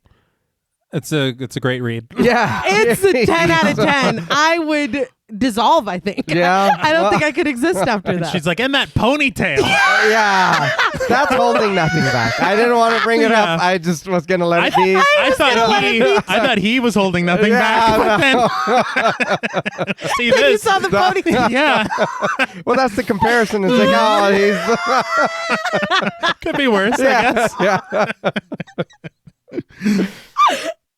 Daryl takes all this in and mulls it over before asking, would you like to be on the top or the bottom? Alex just smiles. She gracefully tells Daryl goodbye and thanks him for a lovely lunch before turning and starting toward the door. Daryl rolls across his pink blanket, deciding that if that's how she feels about it, that's how she feels about it. Is that how she feels about it? Alex has opened the doors, but she pauses at this, and when she turns and walks over toward the bed, the doors close on their own. She asks him point blank, "Who are you?" Daryl smiles as he laces his fingers together and rests his hands on his chest. Just your average horny little devil. Interesting. Mm-hmm. Yeah. Alex starts toward the door again, insisting that she's got to get home. But suddenly, Daryl's playfulness falls away and he rises to his feet, asking, "What have you got to get home to, Alex? There isn't anybody there, is there?" Once again, Daryl's words break her stride, but he doesn't stop. He reasons that the kid can take care of herself. She'll get something to eat and fall asleep on the bed doing her homework. He walks over to her, promising her this. As for the house cleaning, you clean up dirt and there's just more dirt to clean up tomorrow. You make the beds, they just have to be made tomorrow. You wash the dishes, there's more to wash tomorrow. He paces back and forth in front of her and he has Alex's complete attention. Her cynical smile is totally gone. She starts that she has to make dinner, but he finishes the sentence for her. Dinner just gets eaten, doesn't it? Which I'm like, that's not as accurate as the other ones he did. we do gotta eat. Yeah, I mean, you're technically correct, but... Well, yeah, it's factually true. Right.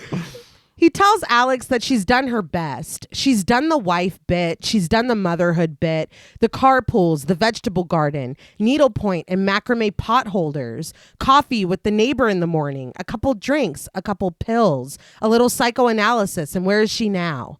Alex asserts that she's exactly where she wants to be and that she's fine. But Daryl counters that she's pretending to be somebody else, somebody that is half of who she is. How long can she last like that? He says that the world keeps growing and she feeds it, but it doesn't feed her. It washes her down the drain, wasted. Don't they say that the woman is a whole with all the futility of the world pouring into her? He circles her, wondering how much she can take before she snaps. She's lying on her bed, looking at the ceiling and waiting for something to happen, knowing the whole time that she was meant for something better. She feels it and she wants it, and he invites her to use him and fill him up because he can take it. He tells her to make it happen and not to wait because time is the killer. He tells her again to make it happen. Alex bites her lips, her eyes suddenly filled with tears as the words resonate more than she would ever want to admit. Suddenly, the music swells and she turns, finding Daryl Van Horn's lips with her own as he readily embraces her and the two share a passionate kiss before lowering to the bed. It's very interesting that he just told her about herself, and then she was like, "Okay, that did it." Yeah. I wasn't expecting this. The turn from that to this. Yeah. Yeah, I was like, I don't even know what to say here. Yeah. I was also astounded, and the fact of all the stuff that you seem to know about me. Yeah. Yeah. That's A little concerning. yeah. But the grand music fades away with our view of Alex and Daryl. It's replaced by a lone cello, and we see Jane sitting in her living room playing in front of her sheet music. After this brief moment with Jane, we cut to a hospital room. Felicia lies in the bed, her broken legs strung up. She looks thoughtful as Clyde dutifully feeds her oatmeal. When Felicia finally speaks, her voice is cracked and cruel. She points out that Clyde sits in his pathetic excuse for an office, reporting gossip, while under his very nose, evil is doing its worst. Her eyes fix him with a blue gaze as he continues to spoon the oatmeal into her mouth, but her criticism is undeterred. She chastises her husband. He has no spine, not 1 ounce of morality, not even common sense. Seemingly used to this, Clyde continues to pause her cruelty with mouthfuls of oatmeal, but Felicia only swallows them and continues. Nuclear holocaust, murder, rape, apartheid. These words mean nothing to him. Clyde is still feeding her when she shouts at him, spitting the oatmeal back out. He finally protests meekly that it's just a local newspaper, but Felicia counters that it's local turpitude. She yells that Clyde is a failure. He should be strung up along with the son of a bitch that bought that house. Felicia. Yeah, what's happening? God. She suddenly falls back in her bed, wailing in pain and pleading with Clyde to call the nurse. Suki stands in a pink elevator, cradling a gigantic plant, its green leaves stretching tall and its blush flowers matching the wall behind it. I thought that was just a really beautiful shot. Oh, yeah. Back in the hospital room, Felicia screams that she's in pain, but when the nurse implores her to take the pill, she cries that she doesn't want to. A doctor, played by Lansdale Chatfield, leads a worried Clyde away. And when he asks her if this is some kind of Alzheimer's, she assures him that it's not. When bone marrow breaks, bits of fat get into the bloodstream and the blood vessels in the brain, affecting behavior. Clyde asserts that Felicia is hysterical and she's saying things that he doesn't know where they're coming from. The doctor nods sympathetically. She warns that Felicia is going to be upset. She's going to say terrible things and she may even be paranoid, but it's all normal and it'll pass. We press in on Clyde's conflicted face. But Suki steps out of the elevator and starts down the hospital hall. And in the room, Felicia is calm now, and Clyde rests his head on his wife's stomach. She asks him what's wrong with her. When she opens her mouth, the strangest things come out. Clyde tells her that she's just had a hard time. Felicia sighs deeply and closes her eyes, but her breathing hitches, and she reports in a whisper that there's something inside her. Something is crawling inside her, and she can feel it. Her eyes widen as she hisses that it's something evil, and it's almost here. This is when Suki finally finds Felicia's room. After a courtesy knock, she opens the door and lets herself inside. Felicia has grown agitated and turns. She locks eyes with Suki and accuses, "You!" She starts to scream, much to Suki's complete surprise. This is all very troubling. Yeah. And I wonder what it is about Felicia that makes her the target of all of this. Is it simply her saying that his name was weird? Yeah, I feel like everybody, right? Yeah. I think Felicia is maybe just more open, like spiritually, or more sensitive. Like, I don't know. I really don't know. Maybe she's a witch too. And she just doesn't, embrace that part of herself or acknowledge it or whatever. I don't know. Yeah. But she's very affected. And just tell me you don't like me. You don't got to freak out when I walk in the room. It's like, what the hell? I brought you a plant. It was a beautiful plant too. Yeah. We abruptly cut to Jane's living room where she continues to play her cello, struggling to get through a particularly difficult part in the piece. She keeps sawing the bow, trying to push forward past her mistake, but her ferocity only results in the snapping of one of the thick strings. Blood has been drawn, and Jane brings her index finger to her mouth, sucking it away, effectively making her evil. Yeah. I was like, no, Jane, not you. But she's surprised when the doorbell rings. When she opens the door, Daryl Van Horn stands there, posing in profile with an instrument case clutched under his arm. When he turns to look at her, his expression brightens into a smile. He greets her, "Jane, at last we meet."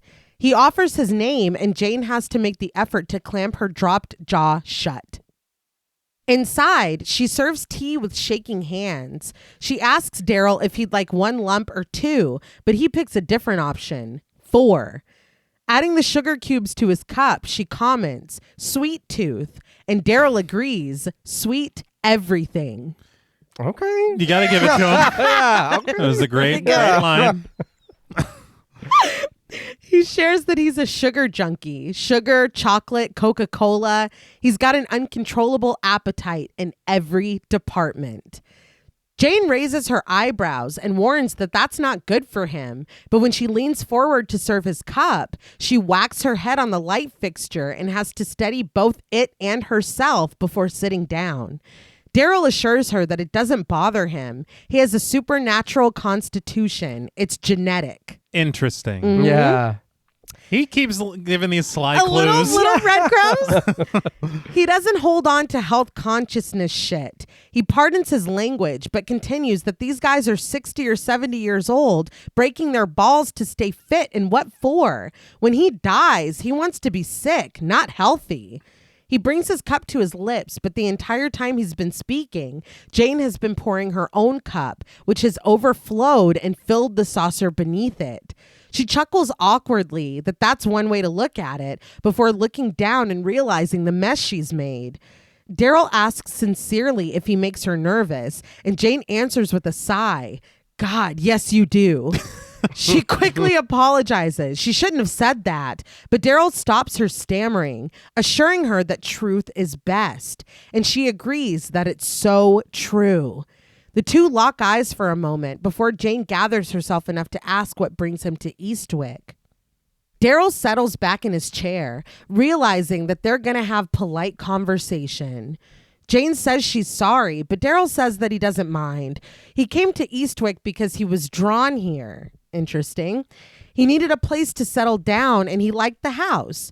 Jane warns that that house has a history, and when Daryl dismisses this as rubbish, she giggles nervously that it's true.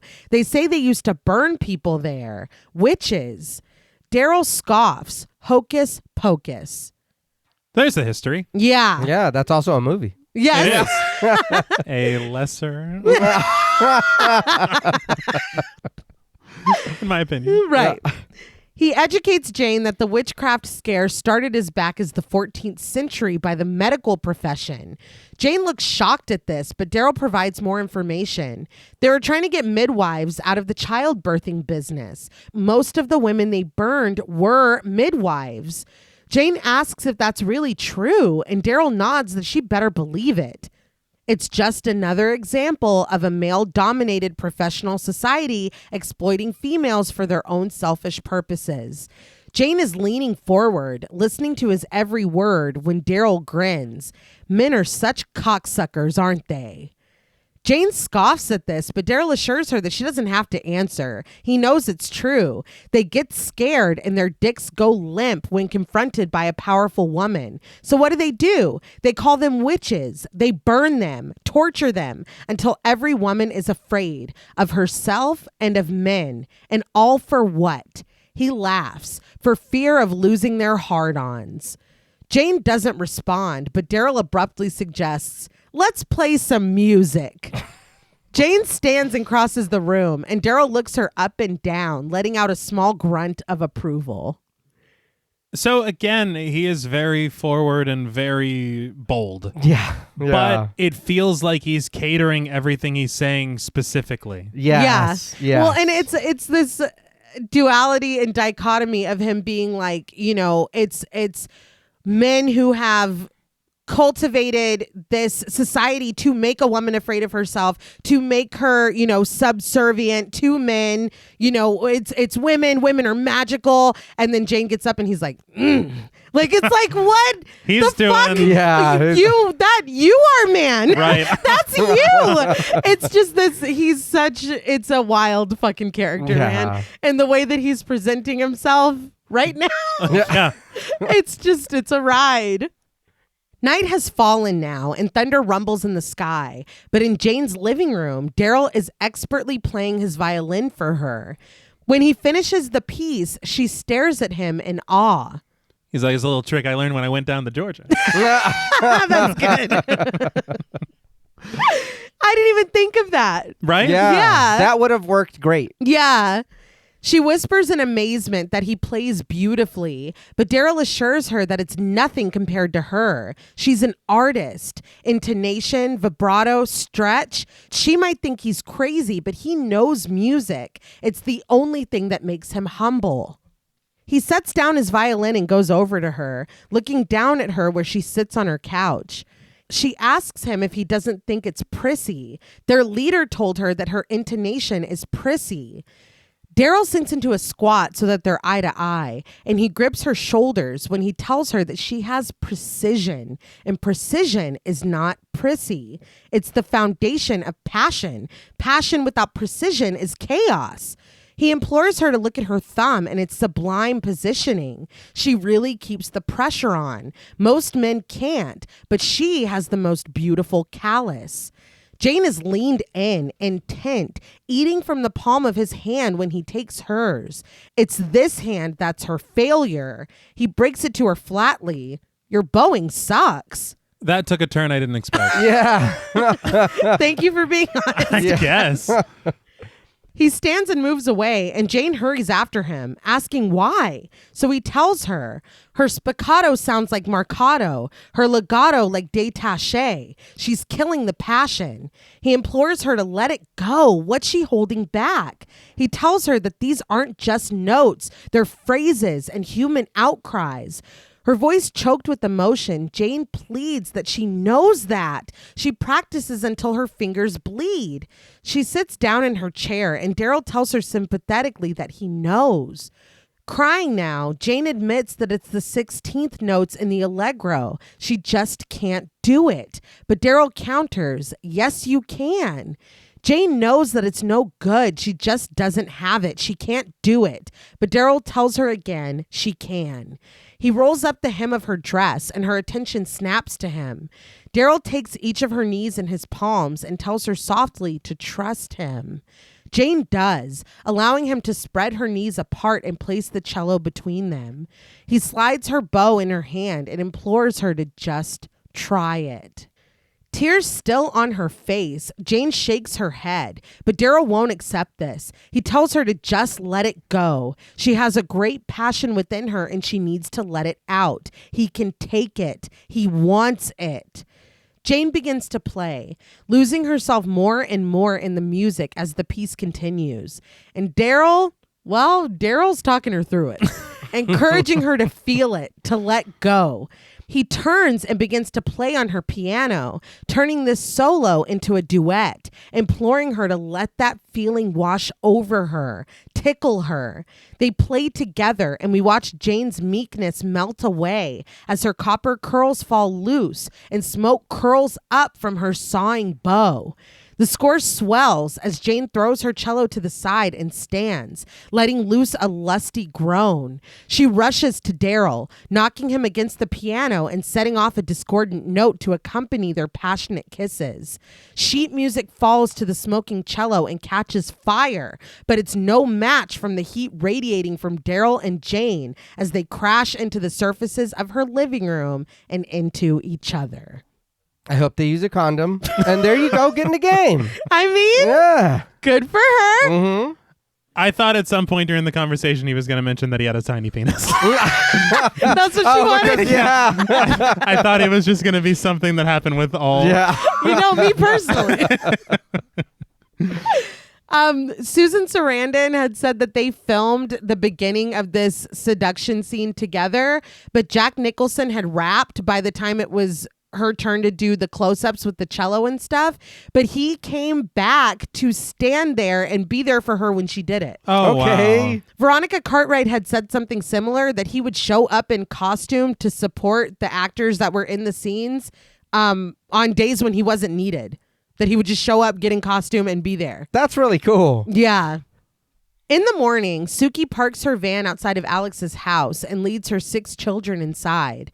Carol meets them at the door, and the kids are excited to see her. I'm like, okay, so that she watches the kids. Yeah. Mission solved. Mission solved. Mystery solved. Yes. I'm tired already. That's no secret. Come on, man. Cut that out. No, it's going in. Alex calls out from a back room, and when she opens the door and steps out wearing overalls, her long and curly black hair pulled up into pigtails with goggles over her eyes and a face mask dangling from around her neck, we see a giant fertility statue in progress in the room behind her. So I'm like, she listened to him. Yeah. She was inspired. Yeah. Mm-hmm.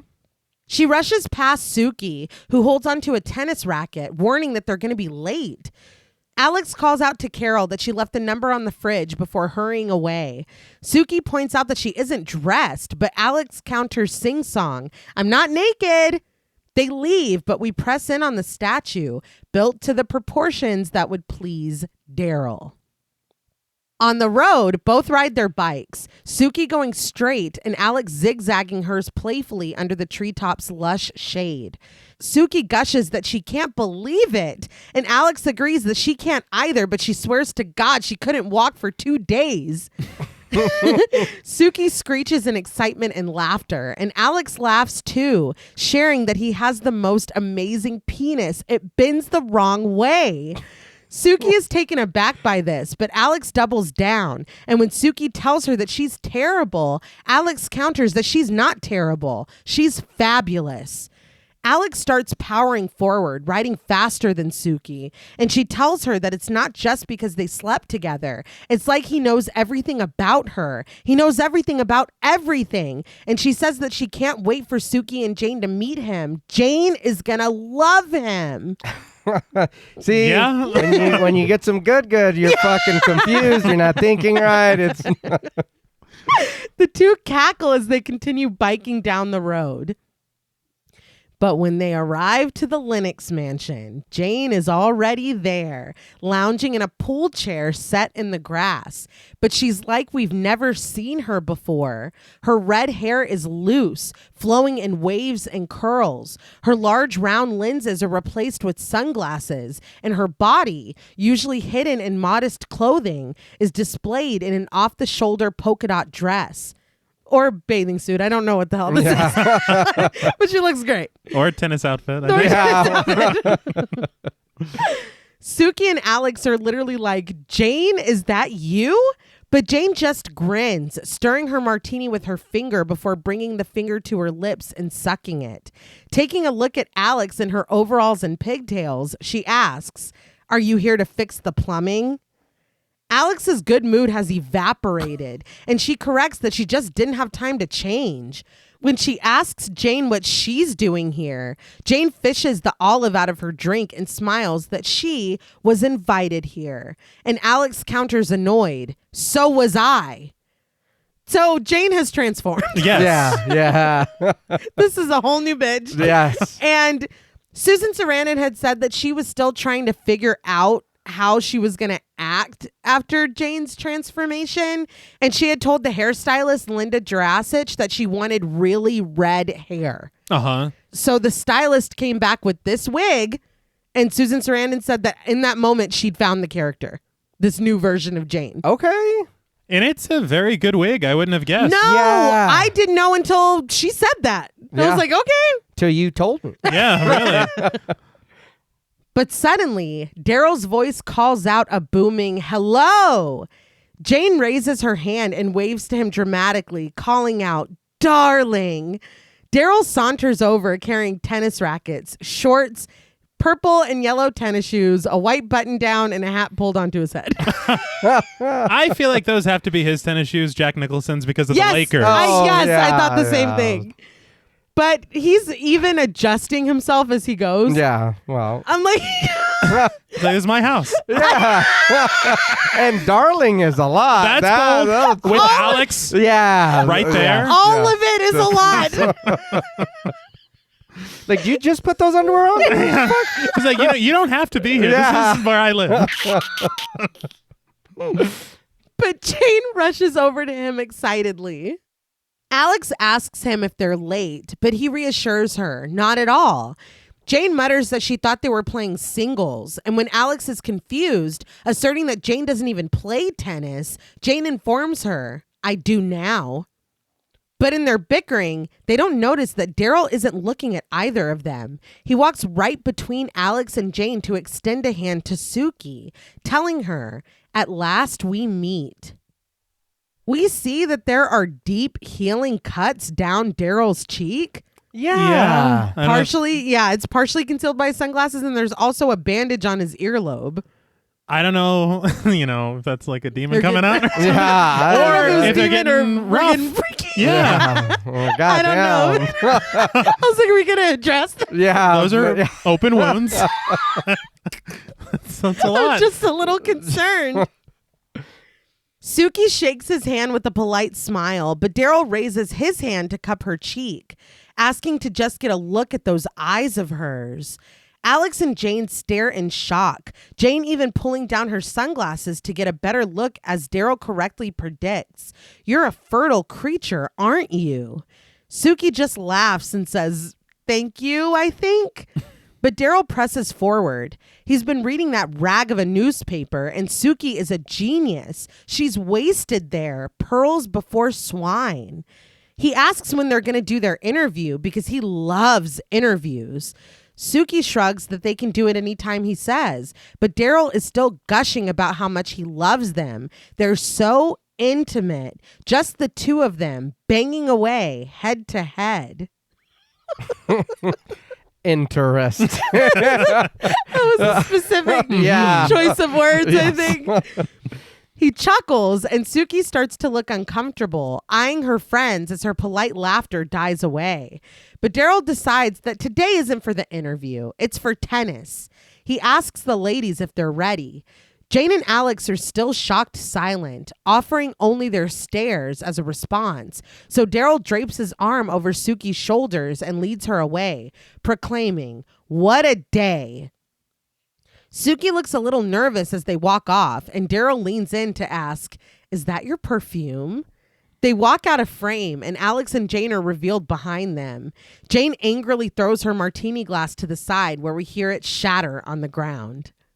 So right now, honestly, I'm kind of like, so are you here trying to pit them against each other, or like what is the overall plan here? Right. And I think I'm thinking the same thing. I am a little perplexed at how open he is about everything. Yeah. Because I thought it was going to be eventually they all realize. Yeah. Not you're all invited to my mansion for tennis, and also I'm banging each and every one. Yeah. You know? It was just there. It was.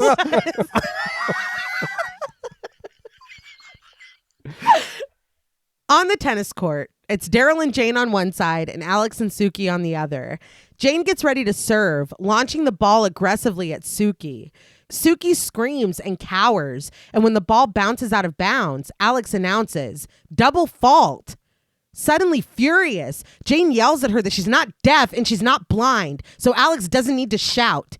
Daryl steps in, reminding them that they're all good friends, so let's play fair. But Alex fires back that she always plays fair. Love 40, Jane. When Daryl accepts this with an okay, Jane is pissed and turns on him, but he instructs her not to let them rattle her. They're just trying to get to her. Jane gets ready to serve again, but this time smacks the ball right into Daryl's unsuspecting back. When he yelps in pain, she apologizes flatly. "Sorry, darling, I lost my head." Suki grins at this, and ever fair, Alex announces, "Fault." Daryl spins his racket, waiting for the game to begin, and it finally does. Jane launches the ball over to Alex, who hits it back over the net to Daryl, who whacks it over to Suki, and then it's back to Jane, who smacks it to Alex, hitting her. We press in on Alex's pissed off face, and Jane fixes her with a knowing and taunting look before sauntering away. Alex nods, understanding now how this game is going to be played. Jane serves again, and it's knocked back and forth, but when Suki hits it back toward the net, it begins to float impossibly high. We watch from above as the spinning yellow ball hesitates, displaying the name Van Horn printed in black as it slows, and whimsical music begins to play. Jane assures Daryl that she's got it, but when the ball somehow stays suspended, she reports confused that it's not coming down. The ball slowly coasts down to Jane, but when she swings at it, it floats just out of her racket's reach. She swings at it again, but it mockingly bounces off her head. Suki can't help but laugh at this and quickly brings her hand over her mouth to stifle it. Daryl is ready to move on with the game, and Alex reports, sugary sweet, "Our game." Suki serves. We watch as the game goes on, the ball being launched over the net again and again with the swings of rackets and grunts of effort. But at some point, it becomes a one-on-one game with Daryl and Suki, the ball bouncing between their rackets seemingly of its own volition. Daryl's focus on the game fades, and he's eventually able to stand casually holding his racket out, and the ball keeps dashing between his and Suki's, faster and faster. Jane's head whips back and forth as she tries to follow its trajectory. And finally, Suki lowers her racket and screams, "Stop!" And so the ball does, right in mid-air, hovering and spinning in front of her face. We press in on Jane's shocked expression as Suki moves out of the ball's way. Her startled expression breaks into a smile, and Daryl returns it as she circles the suspended ball and very lightly smacks it with her racket. It floats lazily over to Daryl, who hits it back over the net, and Jane is like, "Good going, Daryl." Like it wasn't creepy. Yeah. I think that's another thing. I'm so puzzled that nobody's like, this is weird as hell, right? Oh, shit. I laughed out loud 'cause it was really waiting to be hit. Yes. Alex smiles as she hits the ball, and it continues its glacial journey over to Jane, who has completely stopped to tie her shoe. When her name is called, she simply raises her racket and bops it back over the net. Suki simply bends over, hitting the ball with her butt, and it floats back to Daryl, who swings hard, launching it into the cloudy sky. Just as it disappears out of view, thunder begins to rumble and lightning streaks across the white clouds. The sky darkens and Daryl looks up as the rain begins to pour. He rips his hat off and flings his arms wide, smiling, and we cut to Alex, Jane, and Suki, all holding hands as they run through the gates of the Lennox mansion in yet another surprise storm. So that should be, at least to these women, indicative of their power. Yeah. And for the scene, which I believe went on for about a half an hour. Yeah. No. It was quite 45 minutes. Yeah. It's the majority of the film, I think. I think that it is a crucial thing. Yeah. But it was way too long. Yeah. We could have shortened It was this out. really long. I'm sure the CG or whatever it was at the time that you would call it, I'm sure a lot of people were very impressed in 87. Yeah. And it was a remarkable thing to witness at the time. Yeah. But right now, it's like, goddamn. It's a little Yeah, bit. watching it now, it almost feels like, did you mean to film that in 3D? Yeah. Like, is that what was going it did. on? Yeah. It was giving, in a 3D Yeah. way. Uh-huh. But I saw in one of those interviews, Michelle Pfeiffer said that she took lots of tennis lessons and worked really hard, but she feels that it does not come through on film at all because so much of the tennis was taken out. Okay. There was some taken out? Yeah. That's what she said. I don't think liked this scene at all because she said that she felt really stupid reacting to things that weren't there because obviously that ball wasn't really floating. Yeah. It made her feel dumb and she thinks that she looked dumb. It's very playful. It is. Like it is I think playful is the perfect word. Yeah. But we cut to them in Daryl's pool. Suki, Alex, and Jane lounging on chairs and floaties on the surface while Daryl wades in the water before them. Suki giggles when Daryl rattles off that the drinks have vodka, brandy, and acid in them, but he assures her that he's only kidding. Suki doesn't care, though. Drugs have no effect on her. Neither does alcohol. It's boring, but it's true. She spins in her floaty with her arms wide, and Daryl follows her in the water, enraptured. Suki's smile fades, and she asks him genuinely, "Are you going to seduce me too?" Daryl smiles from beneath his swimming cap and answers, "Yes." Wow. So we're just all cool now. I guess. Everything's It's cool. a vibe, with, you know what I mean? With Jane and Alex. Yeah, they're right there. Yeah. Might as well. Might as well. When Suki asks him how, he admits that he doesn't know. Suki warns him, though, that she gets pregnant all the time at the drop of a hat from borrowing a toothbrush. Daryl assures her that he'll keep that in mind. She asks if that doesn't bother him, and he shakes his head, admitting no. Suki smiles, finally realizing, "You're not like other men, are you?" Daryl's fixed gaze on her hasn't wavered, and he agrees that he's not. Suki says that most men, like her husband, try to keep everything under control and pretend that it's all normal. Everything is rational. There's an explanation for it all. She guesses that men need that, though. They need to feel like everything is solid. But the truth is that the world isn't like that. And Daryl agrees, certainly not with you three around. He sinks under the water, and this prompts Suki to abandon her floaty and join him. They swim to the ledge where an atmospheric fire burns, and when Suki surfaces, she shares that she doesn't think they're so different from other women. Women are more natural, and nature is crazy, no matter what science says. Daryl is hanging on her every word, looking completely entranced, as Suki decides that she doesn't mind. He asks what she doesn't mind, and she explains that she doesn't mind when peculiar things happen. It's natural because the world is a very peculiar place. And Daryl adds that she is a very peculiar person, and Suki thanks him sincerely. This, I feel like, is such the opposite of the scenes with Jane and Alex. Because in those, Daryl was more asserting these ideas. Right. Yeah. And in this one, Suki is kind of just like, well, this is what I believe. Like, she already kind of, and it leads into what we were saying earlier about her being the one where it's like, hey, when we were all thinking the same thing, it's weird that happened, right? Yeah. Yeah. Like, she's just more plugged in with what's going on. But even so, Daryl's like, I can work with that. Yeah. Oh, absolutely. No, yeah, he's fine. he's going to be fine. Daryl admits that he would love to be a woman. This pleasantly surprises Jane, and she asks why. He tells her to just look at what they can do with their bodies, make babies, and then make milk to feed the babies. If he could do that. Amazed, Suki asks, "Who are you really?" And Daryl smiles. "Anybody you want me to be." That's the answer. Yeah. That's the answer. Yeah. The prophecy fulfilled. Suki is finally seduced, and she floats over to Daryl. The two lock in a kiss and sink below the water, their air bubbling on the surface. So are they just having sex underwater right now?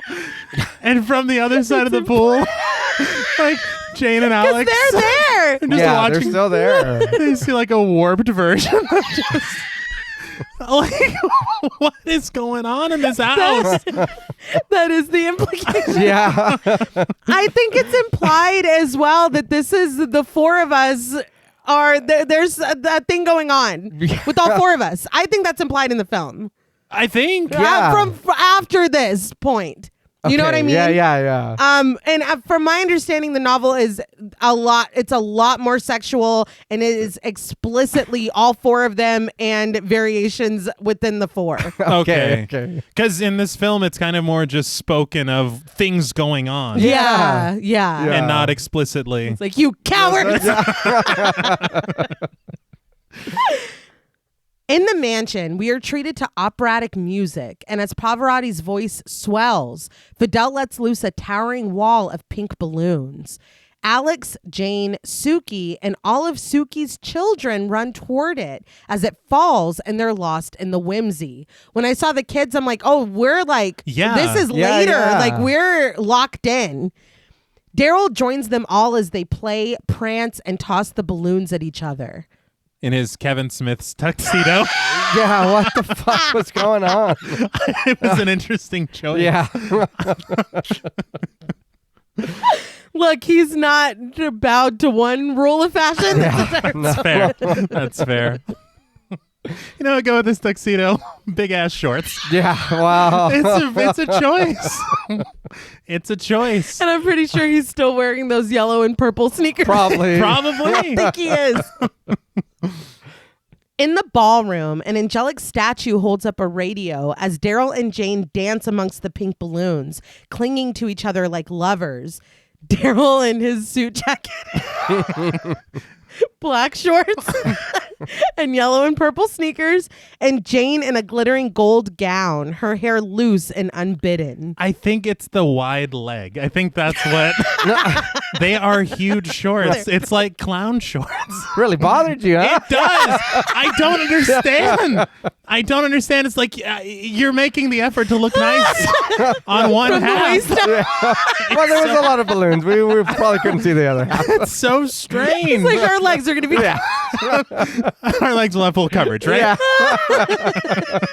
It's like a Brando thing. Maybe. Yes. Yeah. You're not supposed to film Yeah. me. Shoot From, me waist up. yeah. Jane feeds him grapes as he spins her on a cart. He uses the same cart to push Alex through the balloons as she pantomimes swimming through them in her black dress. And later still, he and Suki ride together on the cart as they kiss beneath her black fedora. The music continues as Daryl pushes all three women, Suki, Alex, and Jane, on the cart as they raise their arms to him, admiring him, adoring him against the backdrop of countless pink balloons. But the music fades away and Daryl accidentally pushes Jane too hard on the cart.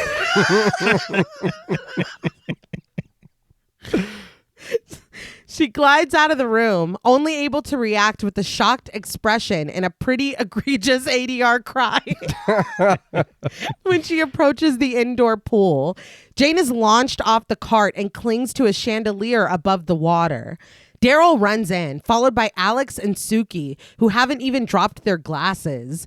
They look up at Jane, clinging to the chandelier with both arms, and they cackle. Daryl looks at them, and his worried expression breaks into a smile, too. Even Jane can't help herself. She throws her head back and cackles, still swinging from the chandelier. Alex and Suki are surprised when they suddenly start to float, but this only makes them laugh harder, and Jane is inspired to let go of the chandelier. She is similarly suspended, floating through the air. The three traipse, hovering over the water as Daryl smiles at them in wonder. But his dog runs over, clearly afraid of the sight before him. He barks at the floating women, but Daryl just squats down and speaks to him in a calm voice. Look at what they can do. The dog quiets and cocks his head to the side, seemingly doing as he's told, and Daryl grins. These are human beings. It's an odd thing to say. Yeah. From a fellow human being. Yeah, but maybe he's. Well, no, the dog. No, it doesn't work. It's frightening all the way around. Fidel strides into the room behind him, dressed in red and holding a large bell. His sure step falters when he sees what's happening in the pool room, but he gathers himself, dutifully lowering his head and ringing the bell. The sound startles Jane, Suki, and Alex, breaking the moment and sending them crashing into the water below. In one of those interviews, too, Susan Sarandon had said that she hadn't been properly grounded on one of the takes when she's up in a harness over the pool. She said that it had rained and electricity was crackling right before they dropped her into the water. Good Lord. The quote was, "They almost fried me." That's what she said. Holy shit. Yeah, I was like, I kind of wanted more information and kind of didn't want any of it. No. Yeah. This production is Holy pretty wild, shit. man. I did learn something pretty interesting about this Linux mansion, I guess. Okay. It is a complete farce. It's like 4 different locations put together to make you believe that it's one place. Really? Oh, shit. Yeah, this pool was actually filmed at a just real swimming pool in, I think, Warner Brothers Ranch. Okay. And they just put like this very ornate kind of a tent over it, and that's how you get it to look like a room. Yeah, yeah. Oh. But the balloon situation that we just saw is a theater in Boston. Damn. Then the exteriors where we saw the lunch with Alex and everything. Yeah. That's a mansion called the Crane Estate in Ipswich, Massachusetts.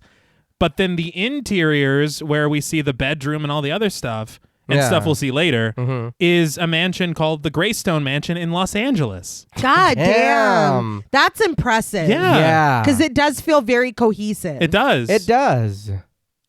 But later, next to a roaring fireplace, Suki, Alex, and Jane all lie in plush white robes in a circle of pillows.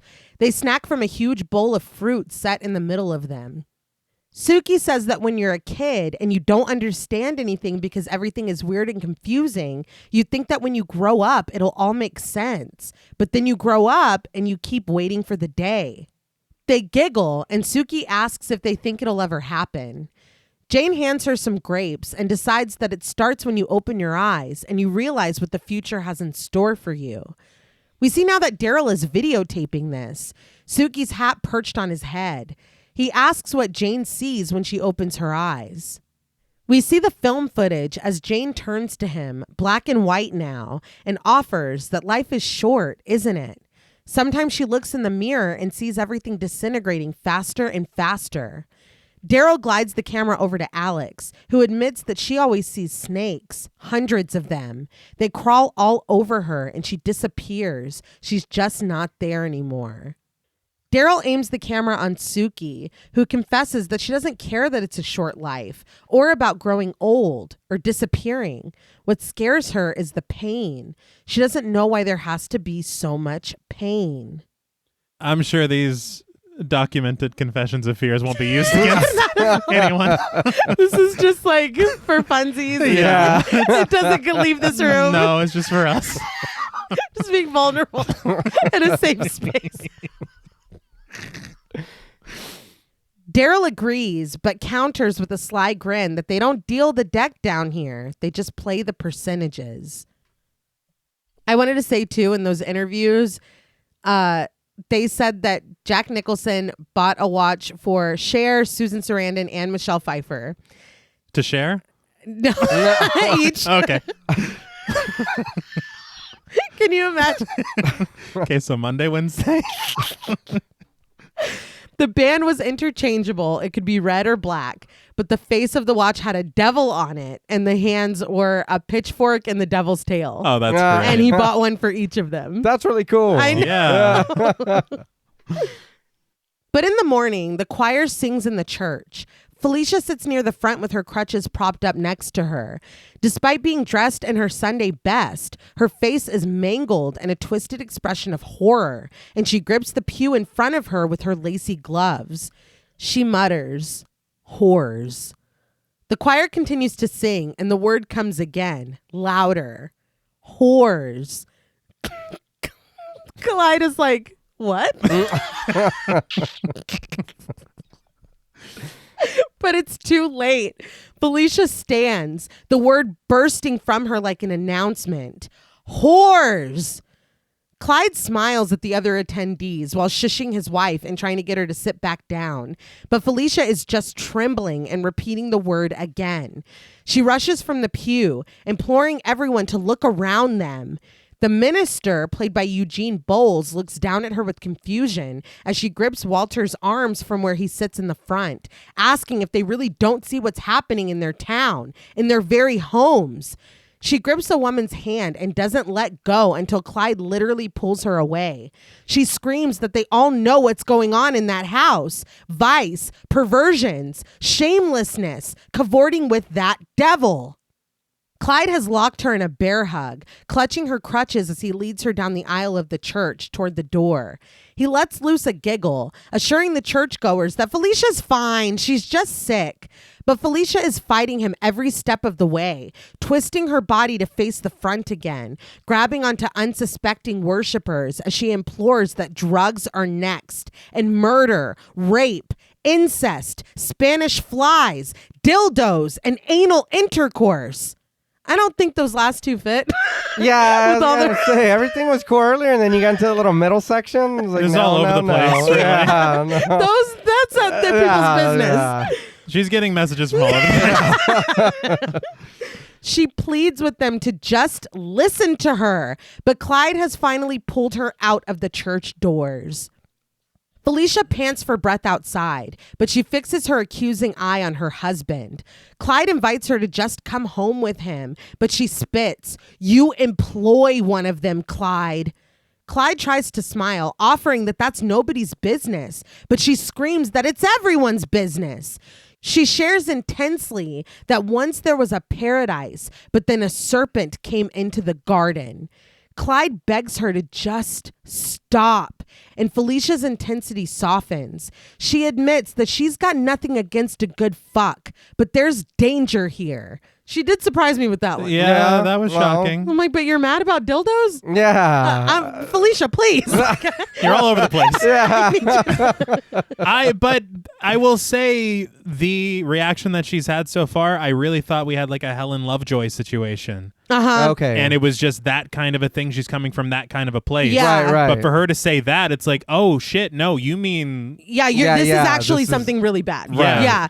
And again, honestly, and I didn't remember everything about this movie, but that's what I remembered from this character. Right. Is that she's like this extremely like buttoned down, uptight, religious woman who is just against whatever freeness or whatever you want to call is going on in that mansion. Yeah. Mhm. But no, she's like, no, fuck, I don't care. There's something bad happening. Right. Which is like, oh, maybe there is something bad. it's much worse? She snatches her crutches away from Clyde and implores emotionally that someone has got to do something about it. And we watch, honestly, for a really long time as she worries away on her crutches. Yeah. And after a moment, Clyde finally follows. In the band hall, the Lennox School Band is fighting for their lives through Mozart's String Serenade number 13. Jane stares at them, dazed, before stopping them. She decides a new course of action. Get rid of the music. The kids exchange confused glances, but Jane implores them. She dashes to the kids in her striped crop top and skirt, flinging the sheet music off the stands in the front row, repeating for all of them to throw it away. It did remind me of Roger in American Dad. When he's like, don't come to me crying when you can't rip up your midterm. When all of the kids follow suit, she returns to her position in front of the room. She tells the kids to close their eyes, take a deep breath, and let it all out. She tells them that they'll pick up their instruments, and when she counts to 4, they're going to play the shit out of this thing. She counts to 4, and the kids start to play the piece. She conducts them slowly, and they already sound better than we've ever heard them. They pick up the pace, and she encourages the kids to smile, to have fun. It's easy peasy. She tells them to let it tickle them. The boy with the cymbals giggles, and everybody picks up the pace. They're playing beautifully, and Jane is conducting with her entire body, hopping in front of the room, kicking off her shoes, and telling the kids to go with it. It's theirs. They rise to their feet and continue playing as Jane starts to spin. Those are the devil's tactics or whatever, But did they work? Yeah, they sound great. Walter hears the music as he's walking down the hall, and he flings the doors open to the band room. He stands, shocked by the sight. The kids are standing and playing their instruments with abandon, sheet music scattered haphazardly across the floor, and Jane, spinning, shouting that these aren't phrases, they're human outcries. Horrified, Walter backs out of the room, back into the hallway, where he sprints away as the piece comes to an end. What is there to be horrified about? I don't know. Yeah. I thought that Jane was going to start floating. And then you can... Sincerely. But that would run away. deserve that reaction. Yes. Yeah, because I was like, this is the best they've ever sounded. Yeah. This is the best they've ever sounded. Give her a raise. She's And- full-time yeah. again. Yeah, and they're having fun. Yeah. I don't know if maybe he was like, because Jane, her transformation, Right, maybe, right. or the fact that, this is not who he knows this woman or this band or any of this to be. But fleeing, I'm like, okay, so let's not be a little fucking... Well, We hate Walter. Calm down. At the Eastwick Central Market, Jane saunters down the aisle in a dress, heels, lacy socks, and her sunglasses. She munches on pickles from a jar, and when she comes to a stand displaying cookies, she snatches one up, promising the customer standing next to it that the double chocolate ones are fabulous. She drops it into her cart. She wanders to the dairy where she plucks up a can of whipped cream and drops it into the cart. When the butcher stares openly at her, she offers him a friendly hi with her mouth full of pickle. But everyone she passes stops their shopping and stares at her. Jane is oblivious, though. She drops some fruit into her basket before heading to the checkout line. It sucks because she is so carefree and just like vibing and happy and shopping and like recommending cookies to people. Like, just fucking leave people alone, man. yeah. Just trying to live her best life. Yes. And everyone's like, I can't believe this shit. She picks up a newspaper to read while she's rung up, and shoppers are literally gathered around her now, eyeing her coldly. Jane's eyes bulge when she reads the headline of the paper, Lennox House Scandals. The cashier, played by Carol White, lowers the paper and asks curtly, "Are you buying the paper or not?" Before Jane can even answer, a woman behind her, played by Jane A. Johnston, mutters under her breath, "Slut." God damn. I was like, I'm whooping everybody's fucking ass. Yeah. Like, I was hot. Yeah. This is bullshit. I don't understand their problem. Jane turns and asks, "What did you say?" But two other women back her up. One, played by Marilee Horowitz, fixing her with unwavering cold eye contact. And the other, played by Babby Green, challenging, "You heard her." Jane turns back toward the cashier, who smirks her own agreement.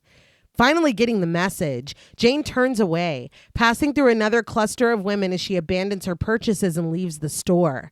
Another woman mutters judgmentally, "She's not wearing a bra," causing one to gasp in horror, like scandalized. Yeah. What is this town? I know. Yeah. This scene honestly really bummed me out, but at least she got some free pickles out of it. Right. Yeah, I guess so. Because she did not pay for those. At the newspaper, Suki waves the paper in Clyde's face, demanding to know how he could do this. Unable to even meet her gaze, Clyde offers the excuse that he didn't use any names except for Van Horn's. Suki counters that he doesn't know what's going on over there, but Clyde chuckles that the whole town is talking about her and her friends. Suki pleads that this is unfair and untrue, but Clyde isn't budging. He says that Daryl filled the wetlands and ruined it for the birds, and he altered the landmark building, so the town is suing him for $2 million. This is all brand new information. I missed a lot. Yeah. I missed previous editions of this paper. We Never skipped a few chapters. But Suki just doesn't understand how Clyde could do this to her. She works very hard and she's a good writer. Clyde stammers out that he doesn't own the newspaper, But before he can say more, he cuts himself off and looks up at her desperately. Suki understands now. She asks him, "It's Felicia, isn't it?" Clyde explains that Felicia is a very sick woman who's having a very bad time and he doesn't know what to do. Suki sighs and sits down, facing away from Clyde. He continues that he wants her to see a doctor. Not like a doctor, but a doctor. He indicates his head. He gets up, standing uncomfortably by the window, and Suki stands too, her indignation washed away by sympathy for Clyde. Clyde offers that they went to high school together, and Felicia was a real catch. Suki's eyes are tearful as she nods in understanding, and Clyde shares that since the accident, she just hasn't been the same. And now He hides his pain with a humorless laugh, and Suki offers a sincere apology. Clyde sits back down and asks her, "What am I doing?" So Suki reminds him, "Firing me." It should have been like, you're retracting. Yeah, Retracting, and you're giving me a raise. Yeah, actually. I'm the best writer you've got. So Felicia told him to put it in there? I believe. Yeah. You couldn't have pushed back and say no? No. Clyde is not. Doing that. Yeah. I think that he's very, I mean, you can even see the way that she talks to him. And I think that he's just very meek and very like, and then it's, compounded with the fact that doctor's like, look, she's not herself. She's ill. He's like, my wife is still in there. Yeah. Like, he's lost. He doesn't know what to do. But if she's ill and she doesn't know what she's saying, why are you printing what she's telling you to put in there? Pressure. Yeah. That's crazy, though. Yeah, You don't know how true any of that is. Yeah. No, if you haven't even been up there. And she said it's not true. Yeah. Suki did. Well, it is true. No, well, yeah. She said it's not. He hasn't seen it with his own eyes. Mm-hmm. But Clyde's like, oh. His voice barely above a whisper. He tells Suki that all these terrible things that Felicia says, they're not true, are they? Suki does not answer. Yeah. That night at the Lennox mansion, they all sit around the dining table. The soft glow of the fireplace backlights Suki when she proposes that they should stop seeing each other.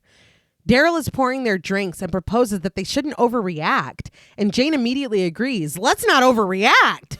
But Suki is firm. She really thinks they should. And Alex agrees that Daryl doesn't understand. It's a small town. Jane was lounging with her feet on the table, but this causes her to sit up straight. She tells her friends that they haven't done anything wrong. Why should they stop seeing each other? Vidal comes over and places a huge tray of cherries on the table between them before departing quietly. And this is like, I haven't seen what's going on in this house. Right. I'll give you. And if he did, fuck things up for the birds, then that is bad and he shouldn't have done that. Yeah. But if they're all four in a consensual situation in this house, they really haven't done anything wrong. And that really isn't anybody's business. Yeah, that's their business. That's it. It's like that, the pressure of them not even wanting to split up, but being like, look, it's a small town and people are talking and we should. It's sad. Yeah. I don't lengths are taken. And I'm not saying that that's appropriate. You're like, at this point. But at this moment, on paper, I don't think that they have done anything wrong. Mm-hmm. Suki shares that Clyde says that Felicia is having visions. Alex wonders why it's always women who have visions. But Suki continues that Felicia is claiming to see the devil here in Eastwick. Daryl's like, that's interesting. Can you change the subject, please? Yeah. You want to get fired today or something? Daryl is pouring Jane's drink, but he pauses at this. The cigarette hangs from his lips, and Jane reaches up to light it instinctively with her lighter, commenting facetiously, if you were the devil, would you come to Eastwick? Daryl reasons in a cloud of smoke. Oh, I don't know. But he follows up with, poor Felicia. Jane is like, poor Felicia. She shares that Felicia has talked to the parents of all of her students, and she's had 12 cancellations this week. Suki rattles off that she lost her job. People are telling Carol that Alex is gay. That's not the word she used, but anyway. Jane lights her cigarette and adds that Daryl is being sued for she doesn't know how many millions. And Daryl sits down next to Alex and agrees that is inconvenient. Alex says sadly that Felicia isn't kidding about her medieval morality, and she agrees with Suki. Maybe they should stop. Jane counters, maybe Suki should stop. Daryl implores that they can't be serious. They're a family. Suki suggests that it would just be for a while until things settle down. Daryl sighs and smiles. He tells them not to let Felicia get to them. Have a cherry. And the women do, each plucking a shiny and juicy cherry from the platter and popping it into their mouths. But a fog is creeping over the Alden house, and inside, Felicia is sweaty and vexed. Clyde sits in the background with a book, but he isn't allowed a moment's peace. Felicia breaks the silence. I'm telling you that they're selling pornography at Skylar's news shop, right in the open, on the shelves. Clyde's knee bounces, but he doesn't respond. Felicia turns to him, stressing that children are looking at this, but her words are cut off with a gag. She turns around and chokes out a few more words, but Clyde snaps that he cannot understand one word she's saying. Her voice muffled, she continues that they're standing in line, but this is cut off with another gag. This one produces something that Felicia catches between her lips. She pulls it out and inspects it, pinched in her fingers. A cherry pit. That's worrisome. Yeah. Uh-huh. She continues her thought in a small voice. Filth in broad daylight. But Clyde has turned back around and is cracking his knuckles. Felicia looks around, confused and horrified.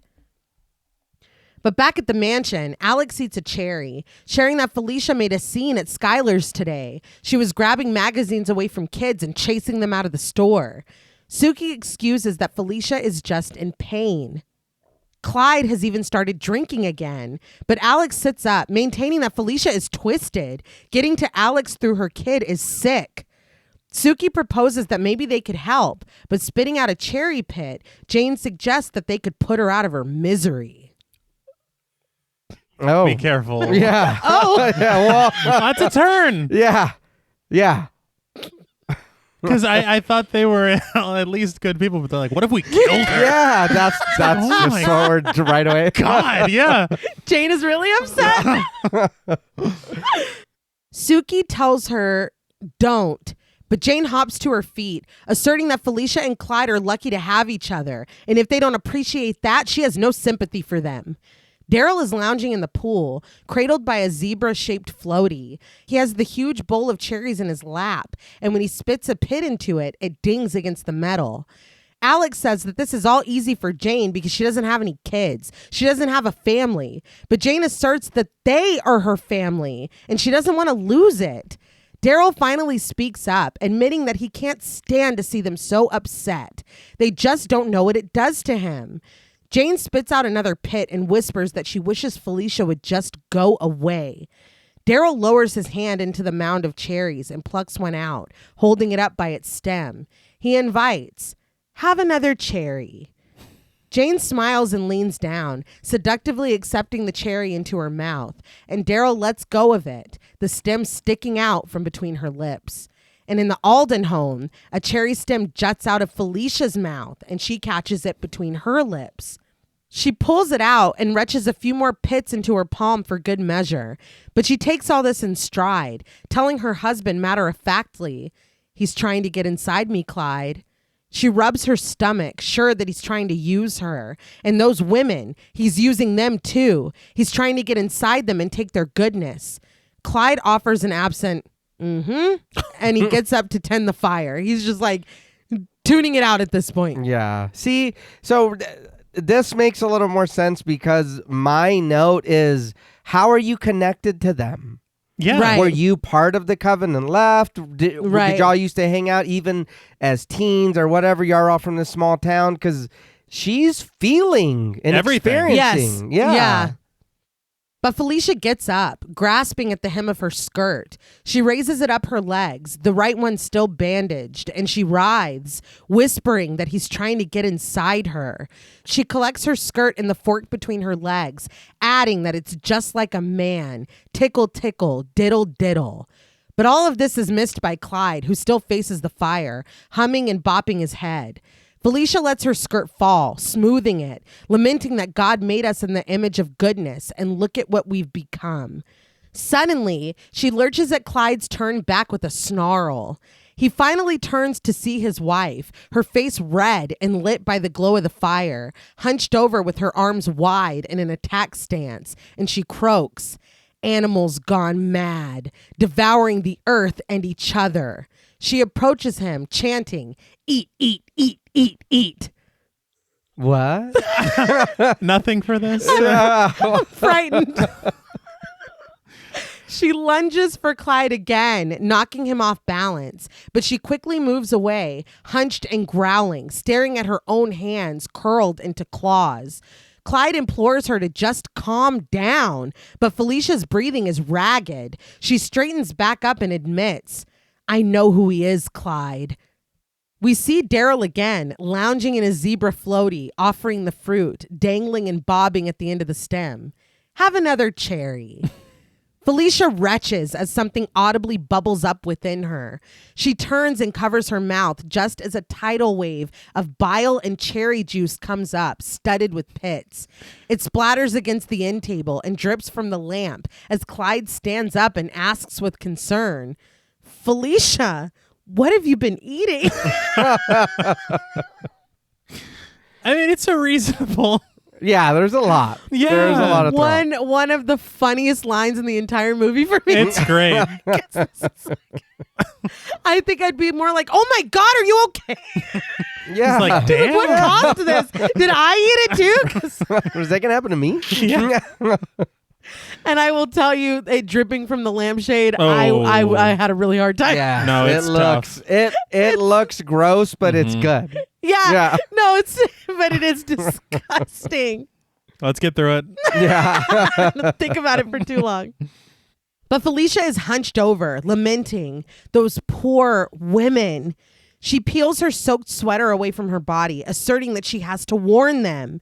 She turns, realizing that he'll propagate. He'll increase his number. Those women are going to give him sons, and he's going to take their love and continue to destroy the earth with it. She laughs bitterly, but her smile disappears when that bubbling sound emanates from her again. She grunts, fighting the urge to vomit, before finally turning and letting loose, the projectile vomit shooting from her mouth like a hose. Clyde trembles as he watches all of this, and the cherry pits clatter against the wall and the floor. Emptied for the time being, Felicia growls, and Clyde offers in a whisper, "Let's call it a day." We are suddenly transported out of the Alden home as frantic movement is seen through the windows and things clatter and crash. We return inside where Clyde stands, catching his breath, still wielding the fire poker. He stumbles back to his chair, depositing the poker back on the rack before settling down. Dramatic music swells as Clyde buries his head in his hands, but he picks up the book that he was reading and sets it back into his lap, leaning comfortably back in his chair and crossing his legs, sitting the way he had before Felicia had broken the silence. What the hell? Yeah. My jaw dropped.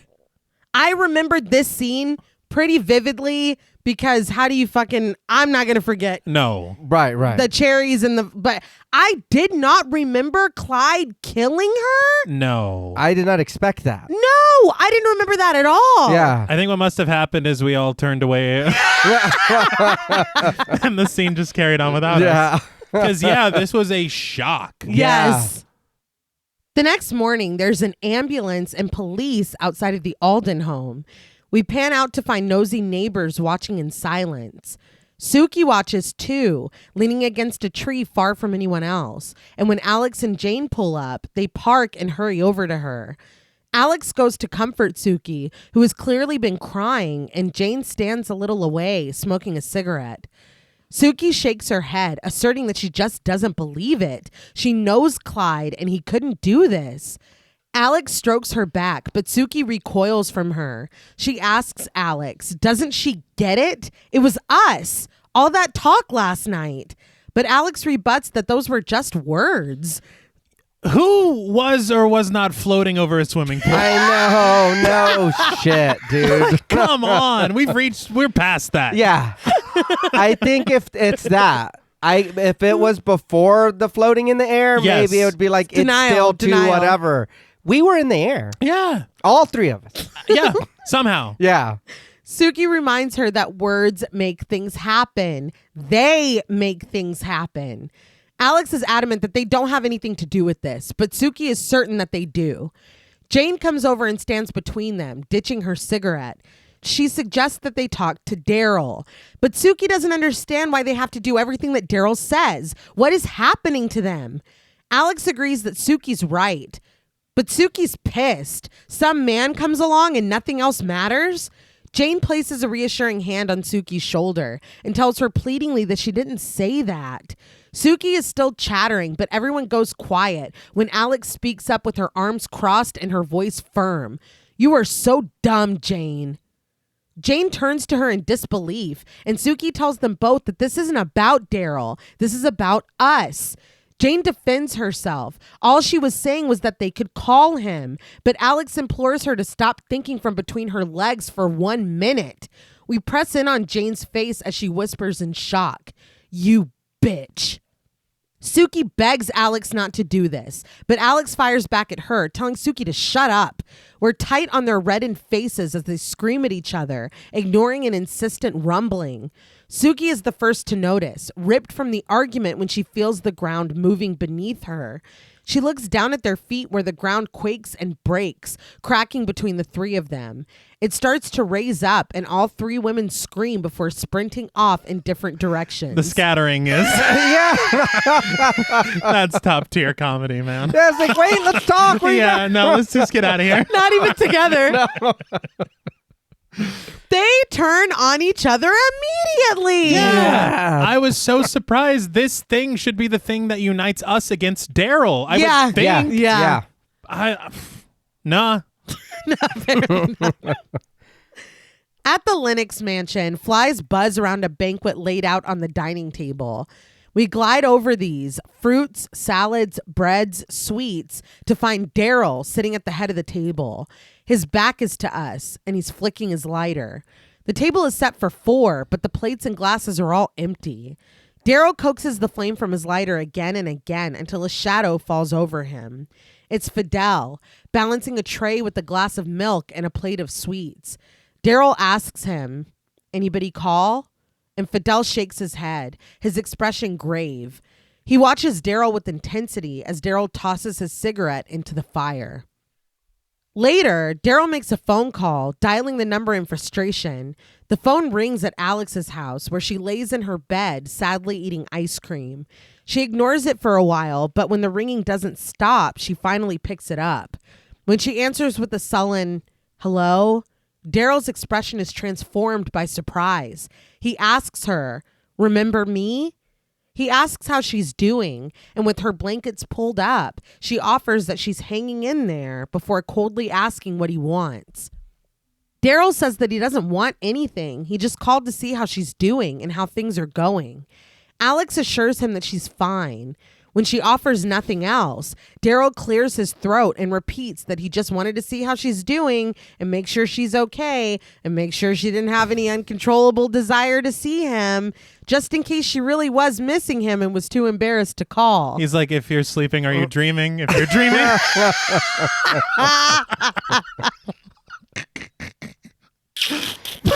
"Are you dreaming of me?" It's very desperate. It is desperate. He said that he just thought he'd call first so she could see him and still feel superior at the same time. Alex can't help but smile, despite the tears welling in her eyes. When he asks her, "So what do you say?" she bites her lip and the tears flow. She admits that she doesn't feel superior. She feels terrible. But Daryl feels terrible too. And if they both feel terrible, can't they do something about it? He asks what's going on here. No one's calling him. No one's coming to see him. But Alex interrupts and says that they just need a little time, okay? But Daryl counters that it is not okay. He doesn't understand. Crying, Alex reminds him that Felicia is dead.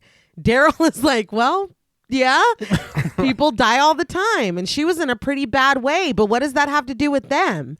Alex sniffles that she can't talk to him. She asks him not to call her. Daryl begs her not to hang up. "Don't do this." But Alex does hang up, leaving Daryl screaming to no one that this is not fair. He slams the phone back into the cradle, trembling with rage as a horrible scraping sound rings out. We see that it's Daryl using his nails to scratch deep into the wood of his desk. This is a red flag. Yeah. This is worrying. It did remind me too of Death Becomes Her when she's scratching the wall watching them. Yeah. But we cut to Daryl standing in the rain as we watch him from inside a house. He knocks, wearing a bow tie and cradling a fruit basket. He wipes the rain from his face and knocks some more, and Suki finally makes her way to the door, looking worn down with sores lining the corner of her mouth. I wanted to ask about that. Yeah. Well, I don't know. Okay. Yeah, I don't know. Because it's never addressed. Bad time. Yeah. I just saw it as like they're all in a bad way apart. Okay. Like Alex looked very depressed, and when they were very candidly sharing their fears. It won't come back. Don't worry. Yeah. Don't worry. We're not going to talk about it again. Suki talked about pain, and this looked painful, but we never talk about it. No. Yeah. And I thought we would. Mm-hmm. But when she sees that it's Daryl, she pauses. Suki looks back before making the decision to open the door. Daryl peers through the ripped screen between them and asserts, "Happy birthday!" Suki protests sadly that it's not her birthday, and Daryl reacts with dramatic surprise. "It isn't? Are you sure?" Suki nods and affirms that she's sure. Daryl opens the screen with a shrug. "Well, what the hell? Happy whatever day." It's Let me like, in. dude, you Yeah. he was looking for anything. Yeah. Drenched in rain, he smiles as he looks down at the basket, sharing that these are his favorite fruits. Suki informs him that she can't accept those. It is interesting to me, too, that he's always offering these women fruit. Right. Always. Tempting. Yes. Daryl blinks the rainwater out of his eyes and admits that he's freezing his nuts off out here. But Suki maintains that she's sorry, but she can't ask him in. Annoyed, Daryl is like, "Not even for a little while, just to dry off?" He thought maybe he could talk to the kids, but Suki says that he can't. He has to go away. She can't see him and she can't talk to him. She's sorry, but she can't. Suki slams the door and pulls down the shade, fully breaking his access to her. Daryl throws the fruit basket down onto the porch and stomps on it before turning and walking away from the house. It's like the stomp was... It's a little too much. Yeah. I did think it was interesting that we're getting this, I need to be invited in. Very true. Yeah. Because he never forced himself, even if it was just like, we know each other, let me take a step in. Yeah. He just didn't, like, he stood there at the door. Well, I think that even in the seduction phase of everything was their decision. Every step of the way to enter into whatever situation they have, all of it was their decision. And so, I mean, I guess it's like I can't force them. Yeah. They need to want to come back to me. It needs to be their choice. Exactly. Right. Because even on the phone, like when she hung up on him, that was it. Yeah. Because I was, like you're saying, thinking more along the lines of like monsters. Yeah. You know, vampires need to be... Yeah. Fidel starts the engine, and by the time Daryl settles back into the seat, he takes off. Fidel seemingly knowing what you did last summer. We'll see him right now. Okay. Daryl tries Jane's house next, where he is literally peering into her windows and calling out to her. Fidel stands by in his raincoat and hat. Yeah. The hook is absent. But In this shot. Yeah, right here. Right We don't here. know. But he's holding a wrapped gift crowned with a red bow. Daryl opens the screen door and leaves a little note for Jane. It's a sheet of music with the letter D scrawled across it, huge and red.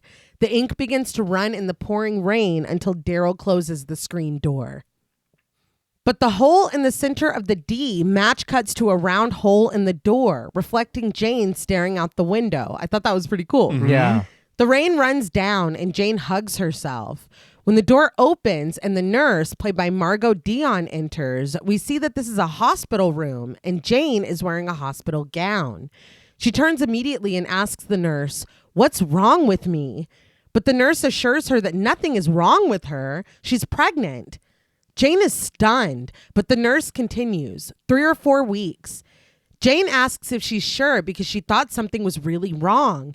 The nurse repeats that she is sure, but when she asks if Jane needs a doctor, Jane denies this, not able to keep her laughter from bubbling up. She thanks the nurse and kisses her on the cheek on the way out, so excited by the news that the nurse has to alert her that she forgot her clothes. So Felicia was telling the truth. Yeah, Yeah, she was. absolutely. Yeah. That's crazy. And I did read that this was a very similar moment in Susan Sarandon's life, that she was told that she couldn't conceive children and then was very shocked to find out that she was pregnant. Oh, wow. So this Yeah. like kind of happened to her. Okay. Jane goes to the Lennox mansion. She rings the bell, and as the chime echoes through the house, she hops excitedly, cradling her still flat belly. Inside, though, Daryl is looking rough. His hair is unkempt. He sits slumped in a chair, red-faced and staring at the TVs. Fidel leads Jane inside, but before he can alert Daryl, Jane stops him. She explains in a whisper that she wants to surprise him. She approaches, her feet hurrying along the shiny floor, but she pauses when she hears what Daryl is watching. A myriad of Janes appear on the screens in front of Daryl, and her voice echoes. It's a short life, isn't it? Sometimes I look in the mirror and I see everything disintegrating faster and faster. Daryl rewinds. It's a short life, isn't it? Sometimes I look in the mirror and I see everything disintegrating faster and faster. Daryl rewinds. Not our documented confessions of fears. You know, I had a really bad feeling. Yeah. I thought it wasn't going to come back. Next to him rests a tray of fruit, and with the unfurling of Daryl's arms and the raise of his brow, the healthy fruit withers in on itself in an instant. Jane's jaw drops in shock. She looks down at her hands, wrinkled and shriveled with age. Jane, now an elderly woman, gasps in horror and turns, running back the way she came, slow and hunched. The TVs in front of Daryl give way to static, and he turns to look down the hall. But Jane, back herself, has rounded the corner, and Daryl doesn't see her. He turns back to the TVs, and Jane looks down at her hands to find them trembling, but still her own. What is this, Howl's Moving Castle? Like, and it doesn't even last. I don't understand this curse. She's just fine. Like, she's like, Yeah. Just want to put the fear of God in. she's like, this is what I can do. Yeah, a warning. Yeah, I guess. I don't. Well, two of them get warnings. Oh, yeah. Holy Okay, shit. yeah. That's what. You're right. That's true. But she looks up when she hears Alex's voice now. I always see snakes, hundreds of them. They crawl all over me and I disappear, and then I'm just not there anymore. The screenwriter doesn't think much of us. Right? Yeah, No, we they- remember. Yeah, we remembered. It's Daryl that Sure. Jane whispers her friend's name and runs off while Daryl rewinds. Daryl raises his head, the rattle of a snake echoing as he drags the point of his tongue across his lips. A snake slithers across the withered fruit now as Daryl extends and wags his tongue further. Alex's pink blankets writhe with movement, but she's sound asleep. It's not until a snake slithers up her pillow and against her face that she wakes up. Alex screams, jumping up, oblivious to the snake slithering against her dark curls. She rips the blanket back to reveal every inch of her bed to be pulsing with snakes. Alex screams and runs from her bed, her room, her house. Cher had said in those interviews that they had 1,500 snakes in that bed with her. Ooh. Oh, wow. And that whenever they would take the scene again, they would pour tiny snakes on top of her. Like they would have a tub of them and pour them on top of her. But she said that she actually really likes snakes, so she didn't mind working with them. But she was terrified that when she jumped out of bed and ran from the room that she was going to step on one because there were so many little ones. Yeah, I was gonna say another take. No, we're Yeah. doing it one. Yeah, And One be and done. grateful. yeah.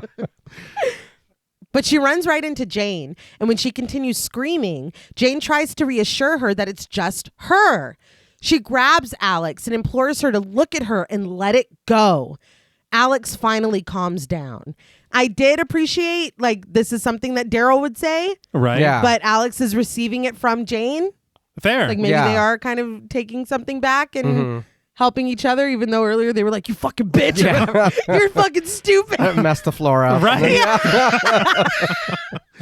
But we're getting Yeah, we're working at it. We're working at it. I thought, again, wouldn't this have been more impactful if Jane was still elderly?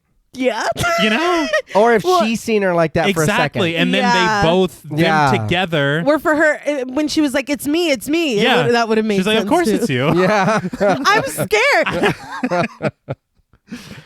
But on Daryl's screen now, Suki looks at us, sharing that it's the pain that scares her. I don't know why there has to be so much pain. Daryl stares at this, his sweaty face flat. The phone rings at Suki's house, and she approaches it fearfully. On the screens, Suki admits to Daryl again that she doesn't understand why there has to be so much pain. Daryl holds up a piece of fruit and stabs a knife through its shining skin. So this might be where we take it a little too far. Yeah. No longer just a playful warning. Yeah. There is no warning. No. Suki reacts as if she's been struck, crying out in pain and throwing her head back. Her breath comes in pain shudders as she sits down, but Daryl squeezes the fruit in his hand, sending out the innards dotted with black seeds. Suki raises a hand to wipe the sweat from her brow, and her hand is covered with blood. She unknowingly streaks it across her face. When the phone starts to ring again, she looks up, but before she can make a move, Daryl squeezes the fruit further before bringing it to his mouth and taking a bite. The juice drips down his chin, and Suki shrieks, doubled over in pain. A basket with 3 baby dolls falls to the floor, dotted with Suki's blood. Finished with his tormenting, Daryl tosses the fruit back over his shoulder, and Suki flies out of the frame similarly. A toy very closely resembling Jack Nicholson's Joker. Oh. Yeah. To me, it did. Right. Sways back and forth from the impact, streaked with Suki's blood. And we press in on the dolls and match cut to 3 of Suki's daughters' sleeping faces. And he wasn't even the Joker yet. Oh, yeah. Oh my God, was he Yeah. not? No, I think it No. was 89, right? Yeah. What the fuck? Yeah. That's They're like, weird. Wink. We're working on Yeah, it. it's like we've already got it going. Did it not look like it though? No, it's A pretty little, fair. yeah. That's That's fair. weird. The girls sit in Jane's lap, and the other 3 are with Alex and Carol. They all sit in a hospital waiting room, and a doctor, played by James Boyle, comes over to speak with Alex and Jane. In a hushed tone, he says that they slowed it down, but Suki is still hemorrhaging. Alex asks if she's going to be okay, and the doctor admits that they would have a chance if they could figure out what was wrong. Jane asks if they can see her, but the doctor shares that she's still in a lot of pain, and they can't give her anything until they know what they're dealing with. But after a sigh, he goes, okay, go ahead. Yeah. Is that their power or convincing? I didn't even take it like that. It just made me He's like, all right. Yeah, it seemed very funny. the sudden switch. Okay, go ahead. Alex and Jane sit with Suki as nosy patients watch from across the room. Alex tells Suki that they talked to the doctor and he said she's going to be fine. But Suki denies this with a shake of her head. She smiles sadly that the doctor doesn't know what's going on. Her breath hitches as pain overtakes her, and after getting herself together, she tells her friends, I'm pregnant. Her lip trembles as she searches their faces for a reaction. Jane admits breathlessly, so am I. She turns her attention to Alex, who agrees. That son of a bitch. So I'm like, when did Alex find out? Oh, yeah. Suki suddenly cries out in pain. She begs Alex to make him stop, and Alex promises that she will. We go fight him? Oh, yeah. Yeah. Jane's car races up to the Lennox mansion before coming to an abrupt stop out of the gates, but it's Alex that gets out. She goes inside, telling Fidel to back off when she sprints past him up the stairs, screaming angrily for Daryl. But Daryl is upstairs, ironing his shirt as he watches The Price is Right on a small propped-up TV. When Alex comes in, he's like, Alex? What a nice surprise. But Alex demands that he drop the act. She demands to know what the hell he thinks he's doing.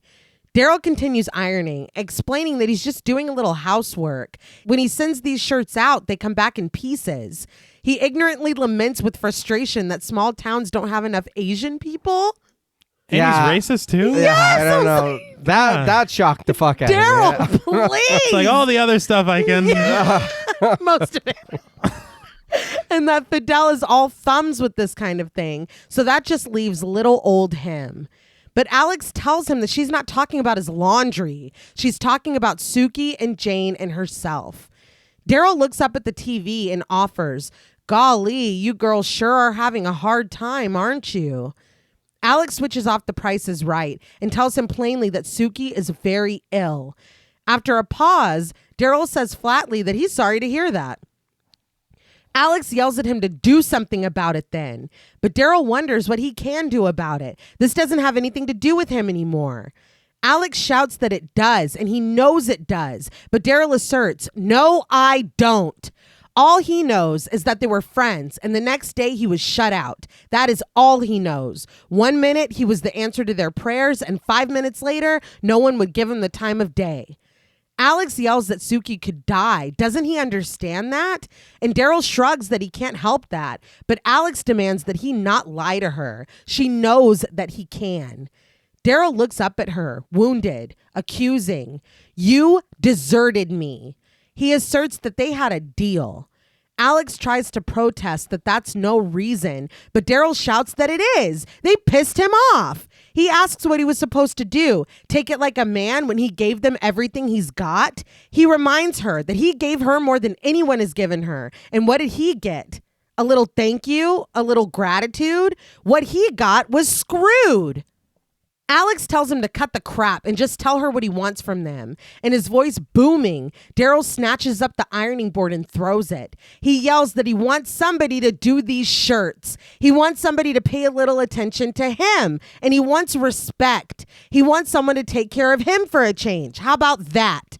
He repeats the question, stomping around like a child in a tantrum, before turning on Alex and crying out, "What does any man want? A little affection and trust." Alex's stoic expression is unchanged as he implores, "God damn it, everything I did for you." Well, some was for you. Most, I might say. I'm not. What do I say, all? Yeah, I'm not buying that, really. I will mention, though, they were like, someone ought to kill her. And then he's like, "You got it, boss." And then now he's like, "Why is everybody They're here?" Too scary, Daryl.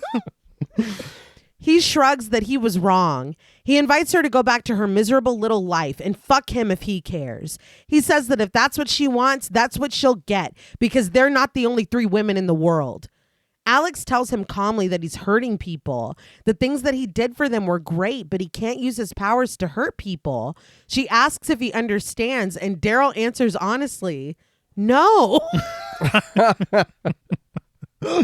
He pleads that he just wants his family back together. Alex, Suki, and Jane. He says that he could never hurt Suki. How could he hurt any of them? He loves them. But Alex counters softly that he doesn't even know what love is. Daryl is like, "Well, I could learn." He suggests that Alex could teach him. How hard could it be? Alex just looks at him with a sad sympathy now. He implores her, "Let's not fight." He tells her that she's not going to win. There is simply no way she can. And there's nothing to go back to even if she could. Can't they just put this behind them and be friends? Alex doesn't respond. And when Daryl pulls her close, she lets him kiss her cheeks. He asks, "Isn't that nice?" And she offers a quiet nod. He asks for the truth. She missed him a little bit, didn't she? Alex admits with a chuckle that she has. So Daryl proposes that they kiss and make it better. He pulls Alex into a hug, and she wonders as she pats his back, "What are we going to do with you?" So I know the whole thing with Felicia, like you said a minute ago or whatever, but I'm still living in the same house. What have you done for me? I'm still driving the same bike, wearing the same clothes. I mean, I'm giving you myself too. So you're not, it's not just like you're doing only for us. we're here with you too. Yeah. The three of us are bringing our lives to you. My kids are over here. Yeah. Like, what are you talking about? I feel like the full, like, this bitch is a different human being is Jane. Uh-huh. Yeah. It would have been cool to sit in moments of transformation. I know that we saw Alex sculpting that bigger statue. Yeah. Maybe he hears back from his friend in New York that's like, oh, she's a fucking millionaire now. They love her work, whatever. Yeah. And Suki just got fired. Yeah. Honestly, my life is worse for Yeah, having see? met you. What the fuck? And now I'm in tremendous pain. Yeah. So I don't know.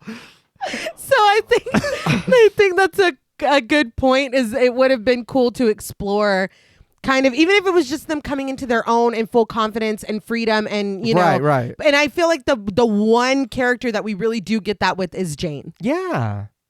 But in her hospital room, Suki lets out a relieved sigh and tells Jane, "It stopped." Jane stares at her in wonder as Suki's face breaks into a smile and she lets out a small laugh. Jane cradles her friend's hand, but Suki's smile fades when realization crosses over her features. That night, pensive music plays as a luxury car's headlights beam on the winding road to the Lennox mansion. Fidel parks and opens the back door. Alex gets out and goes to Daryl, who waits on the stairs. She kisses him before heading inside. Similarly, Jane greets him with a kiss before entering the mansion. And lastly, Suki, healed and beautiful again, shares a soft kiss with Daryl before he leads her into the mansion, commenting that she looks gorgeous. All three women are clad in black and dressed to the absolute nines with big 80s hair. They all look great. Daryl asks if she's feeling better, and Suki confirms that she's much better now. Everything is going to be much better now. I'd be like, what do you mean by that? Yeah. A little too cryptic. What was that last thing you said? Inside, Daryl stands in his robe in the bathroom, using multiple mirrors to check himself out. Stressful strings whine in the score as he goes from the bathroom to his bedroom, but they die away when he sees what's waiting for him. Suki, Alex, and Jane all pose seductively on his bed, wearing lingerie. We press in on Daryl's pleased face, smiling. He lets out a contented sigh before stepping forward and obstructing our view of the proceedings. The next morning, Daryl struts out in a pink coat. There's a lipstick kiss on his cheek, and the same shade of red is smeared on his lips. He informs Fidel that they're going to town because the ladies are having a craving for bagels and ice cream. He raises his hand and bids them goodbye. We pan up to find all three women leaning in the upstairs window. They blow a kiss and wave at Daryl in unison. Not at all suspicious. Yeah, I know. You're waiting for me to leave. Right. Take your time. But once Daryl is out of view, their smiles immediately drop and they pull themselves back into the house. Suki sprints down the hall and into the library where she opens a locked case containing a book titled Maleficio. She snatches it up. Earlier in the film, I think whenever it started raining over the tennis match, Daryl just outstretches his arms and fucking screams to the sky, Maleficio! And I'm like, that's not good. But I didn't realize that was going to be the name of his spell book. Yeah. So you're just telling us? I guess. That's pretty wild. He's like, in the study! It's just wild. A little bit. Meanwhile, Jane is collecting hair from Daryl's comb, and Alex is slicing up white tapered candles and melting them in a pot over the stove. Another pot contains Daryl's underwear, socks, and a picture of him. Jane douses the contents in alcohol, and when Suki drops in a lit match, the flames are immediate. The dog looks up from the meat he's been given as a photograph of Daryl shrivels in the fire. There was a kid in the background of that photo. Yeah. I'm like, who is that kid? I don't know. I hope nothing bad happens. We're about to get into something. Next, Alex takes all that melted wax and sculpts it into the shape of a man.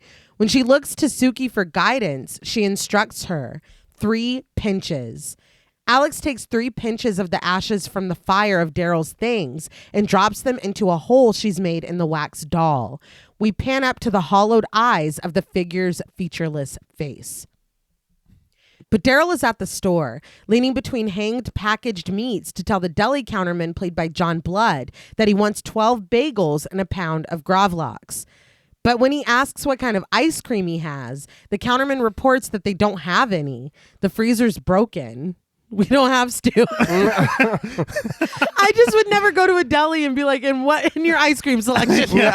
Yeah, in the deli? Yeah. And the other thing that I'm thinking, as powerful as Daryl is, he can't conjure up some ice cream. He's like, no, we got to go to town. He's like, not this store. Okay, well, I guess we got to figure out where we can get some ice cream.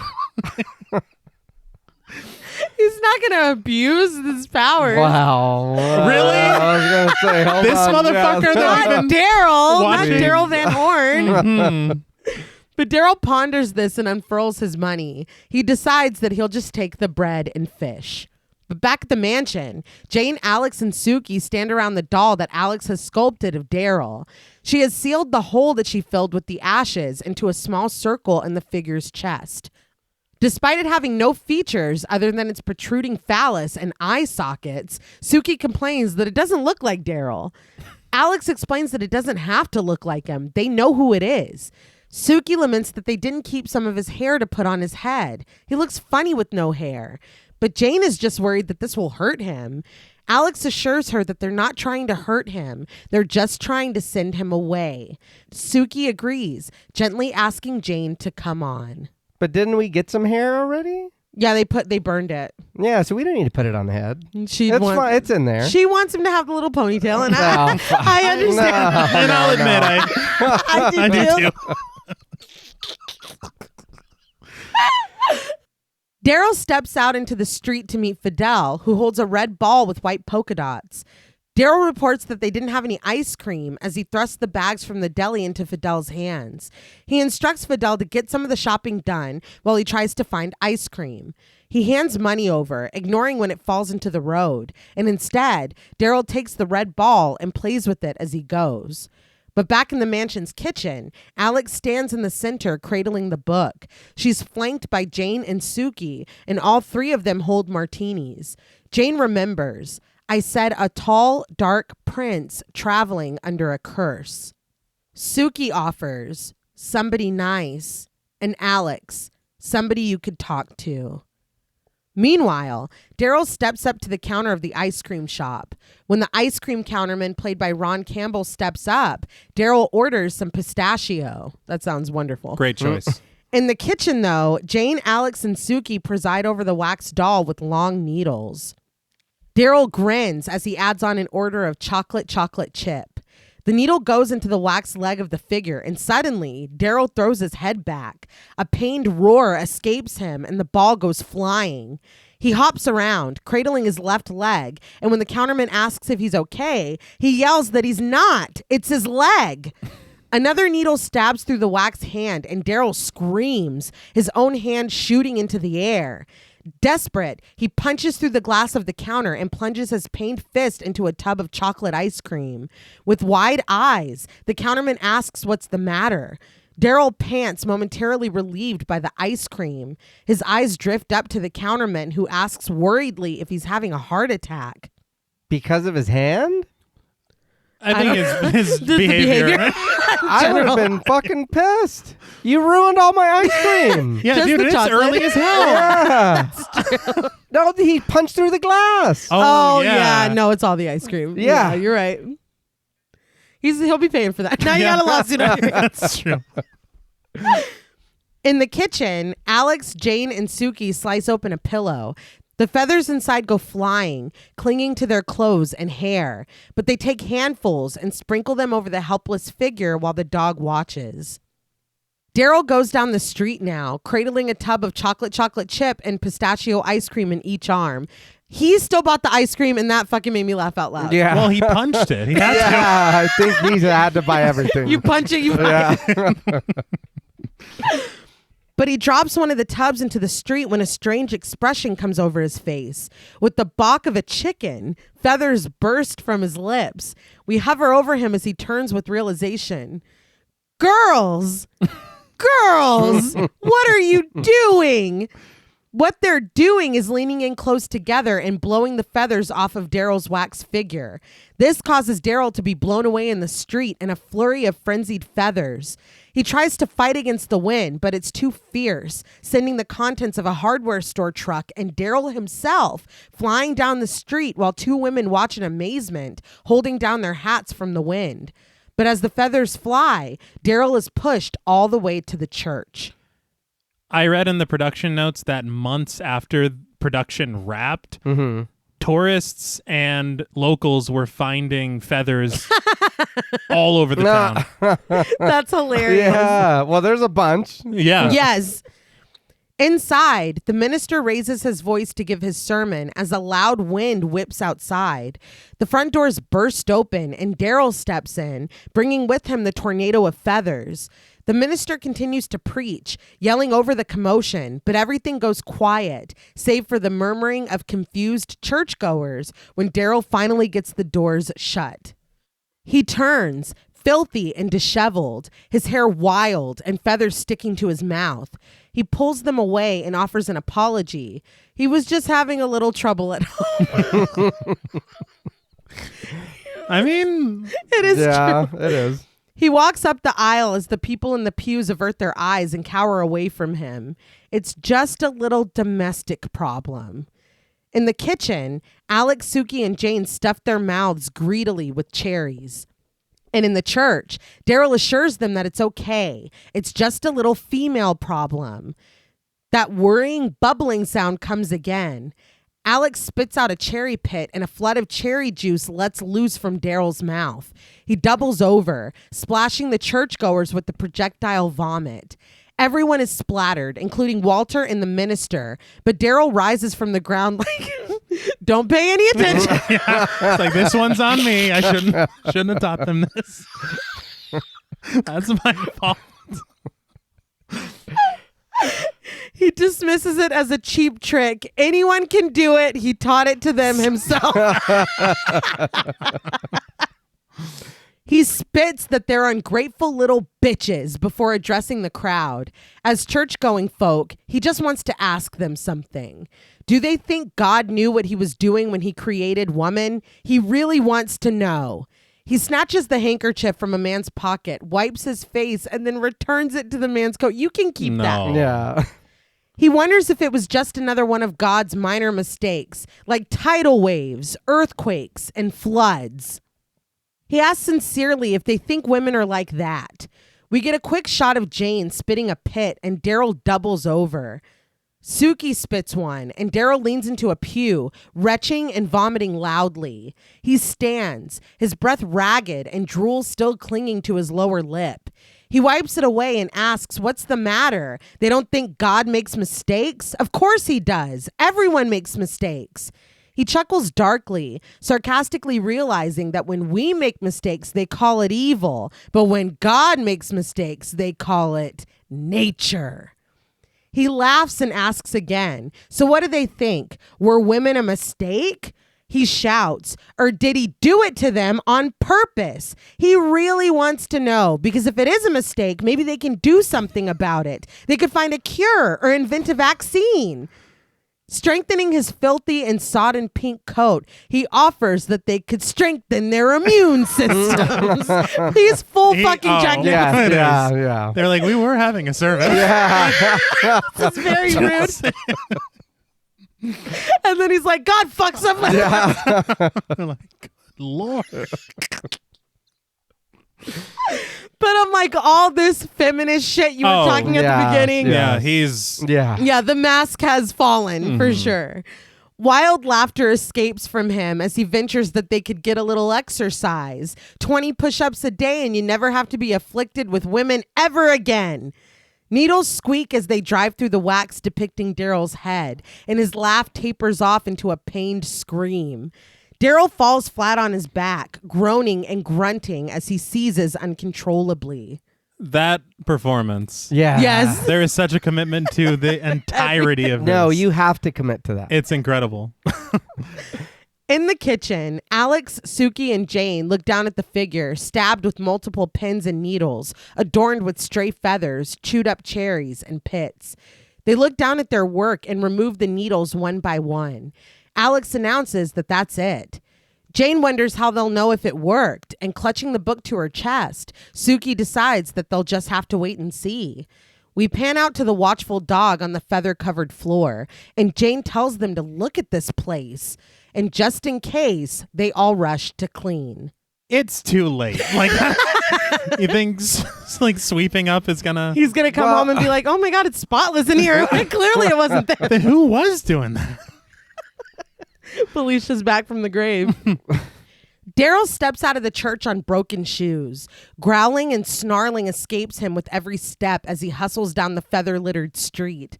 He rips open the door to his car and gets inside, slamming a piece of his pink coat in the door as he speeds away. He turns the car in a clumsy U-turn, knocking into furniture blown into the street. And just as he drives away, Fidel comes rushing out of the store, his long arms filled with bags, rakes, and brooms, and he stares after the departing car.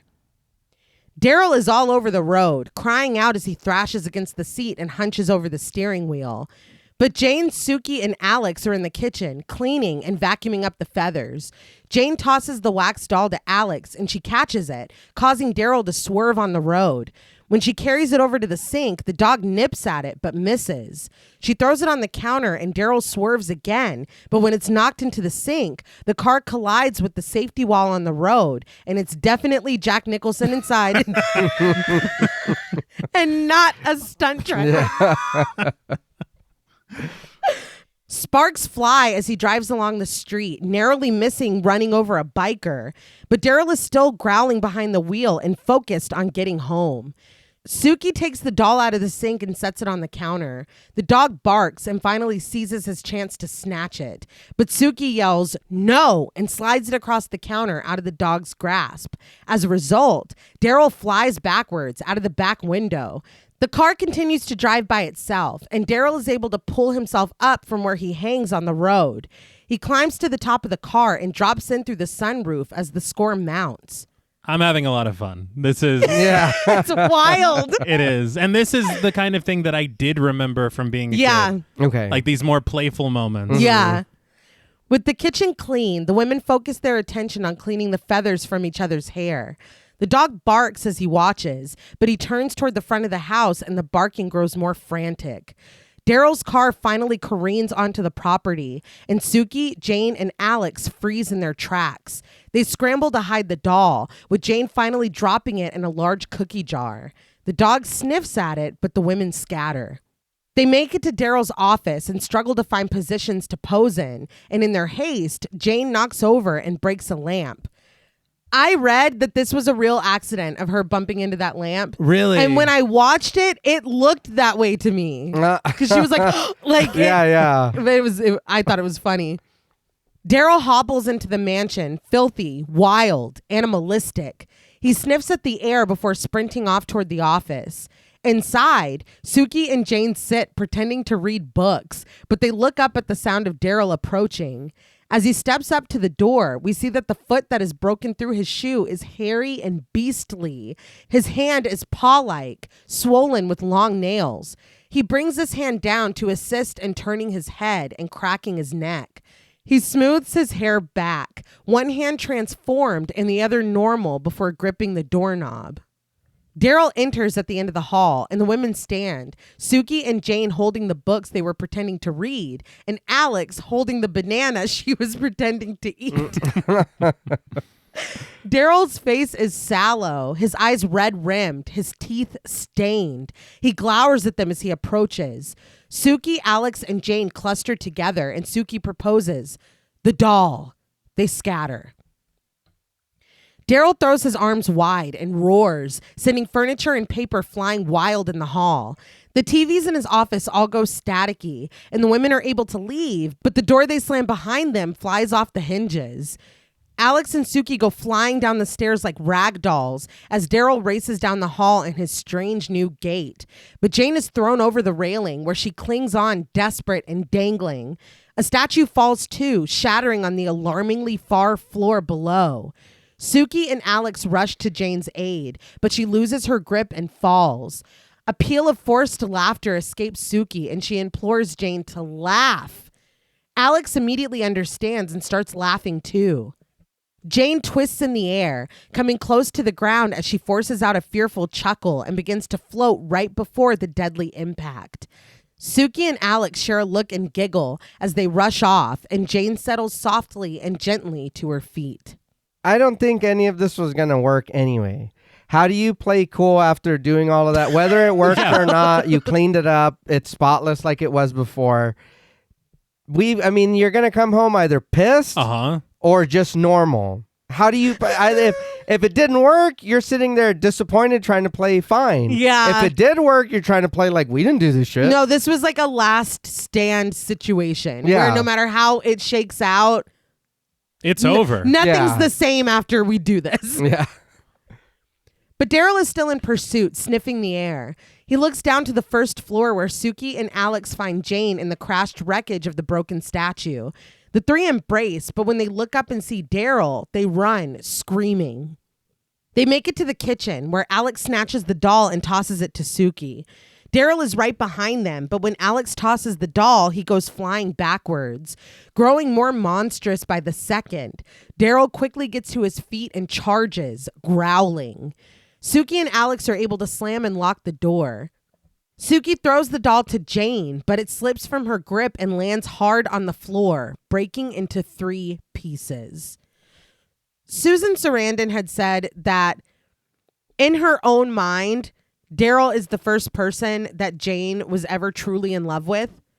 And so even at the end, when Daryl is a monster, she is still hopelessly and completely in love with him. And even as he's transforming and growling and snarling at them when they're running to the kitchen, she said that there was a line cut where Jane goes, well, maybe we can just talk to him. Oh, wow. And they cut it out. I mean, I get why they would, but I mean, we get a moment later. Yeah. I feel like I would have left it because it's like...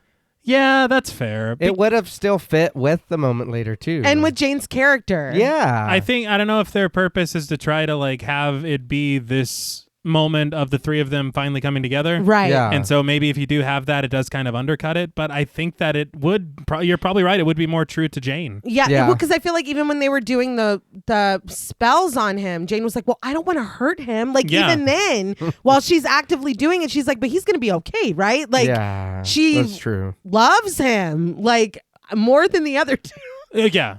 And I guess it is weird to cut it and leave that what comes later. Yeah. But suddenly, the fight Daryl is putting up on the other side of the door stops altogether. They slide an end table in front of the door and stand together, looking down at the broken figure and contemplating its meaning. Jane gathers the pieces, but horrible sounds echo from the other side of the door. A light flashes beneath, and Suki, Alex, and Jane back away until they sense the giant monster outside, looking at them through the window. It punches through the glass and sends them flying, and dropped liquor bottles spark a line of fire that relegate the women to the other side of the room. We see now that the giant thing outside the window has Daryl's face as it peers in at them. And I could be wrong, but the way I'm recalling it in my head right now, I think he had that ponytail. Suki, Jane, and Alex each take a piece of the wax figure and toss it into the fire. The monster screams, his lips pulling away from his teeth as the world quakes and he seemingly launches into the air. Alex, Jane, and Suki cower and protect each other, but after just a moment, the world is back to normal again and the last remnants of the wax figure melt down in the dying fire. Alex, Jane, and Suki get up and walk slowly and silently to the window, where a tiny misshapen figure stands in a glowing light. What the hell was that? Yeah, I don't know what the fuck that was. That was weird. It was wild. I could see the cutout where they put it in. Hold on. Hold on. Good Lord. When its withered body turns, it has Daryl's face. Does it? It is... It It is only able to offer weak croaks before it disappears in a small but bright light. That was it? It's a very strange finale. Yeah. It was, especially after the giant monster version that we see of him, Yeah. it was a little bit to me giving Alcazar Yes. from Futurama. Okay. Absolutely. Yeah. But I was like, okay. I was thinking Fright Night too. That was very Okay. like, Yeah. all right. All right. Whatever you say. We fade to black and come back in a room with a giant stuffed gorilla and a spinning mobile. Text on screen tells us 18 months later. We pan down where 3 baby boys bathe in a tub. One is brunette, one is a redhead, and one is a blonde. They splash in the water and play with the toys until their mothers, Suki, Jane, and Alex, pluck them out one by one. The women carry their sons through the room, and Alex stops for Fidel to playfully shake a rattle at her little boy. In the pool room, they all work together, playing and doing homework.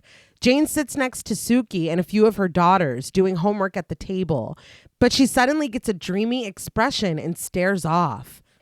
Alex isn't even looking at her, but she senses it and admonishes gently, "Janie, stop it." Jane feigns ignorance before finally admitting that she can think about him if she wants to. Suki reminds her, though, not when the 3 of us are together. Jane confesses that she can't help it. She misses him. She tells them to admit it too. Alex says they admit it then, before asking if Jane wants him back. Jane's pause is long and contemplative, and when she looks to Suki for support, Suki averts her eyes. Jane doesn't answer. Later, Fidel plays the piano for the boys, who are coasting along on rainbow-colored walkers.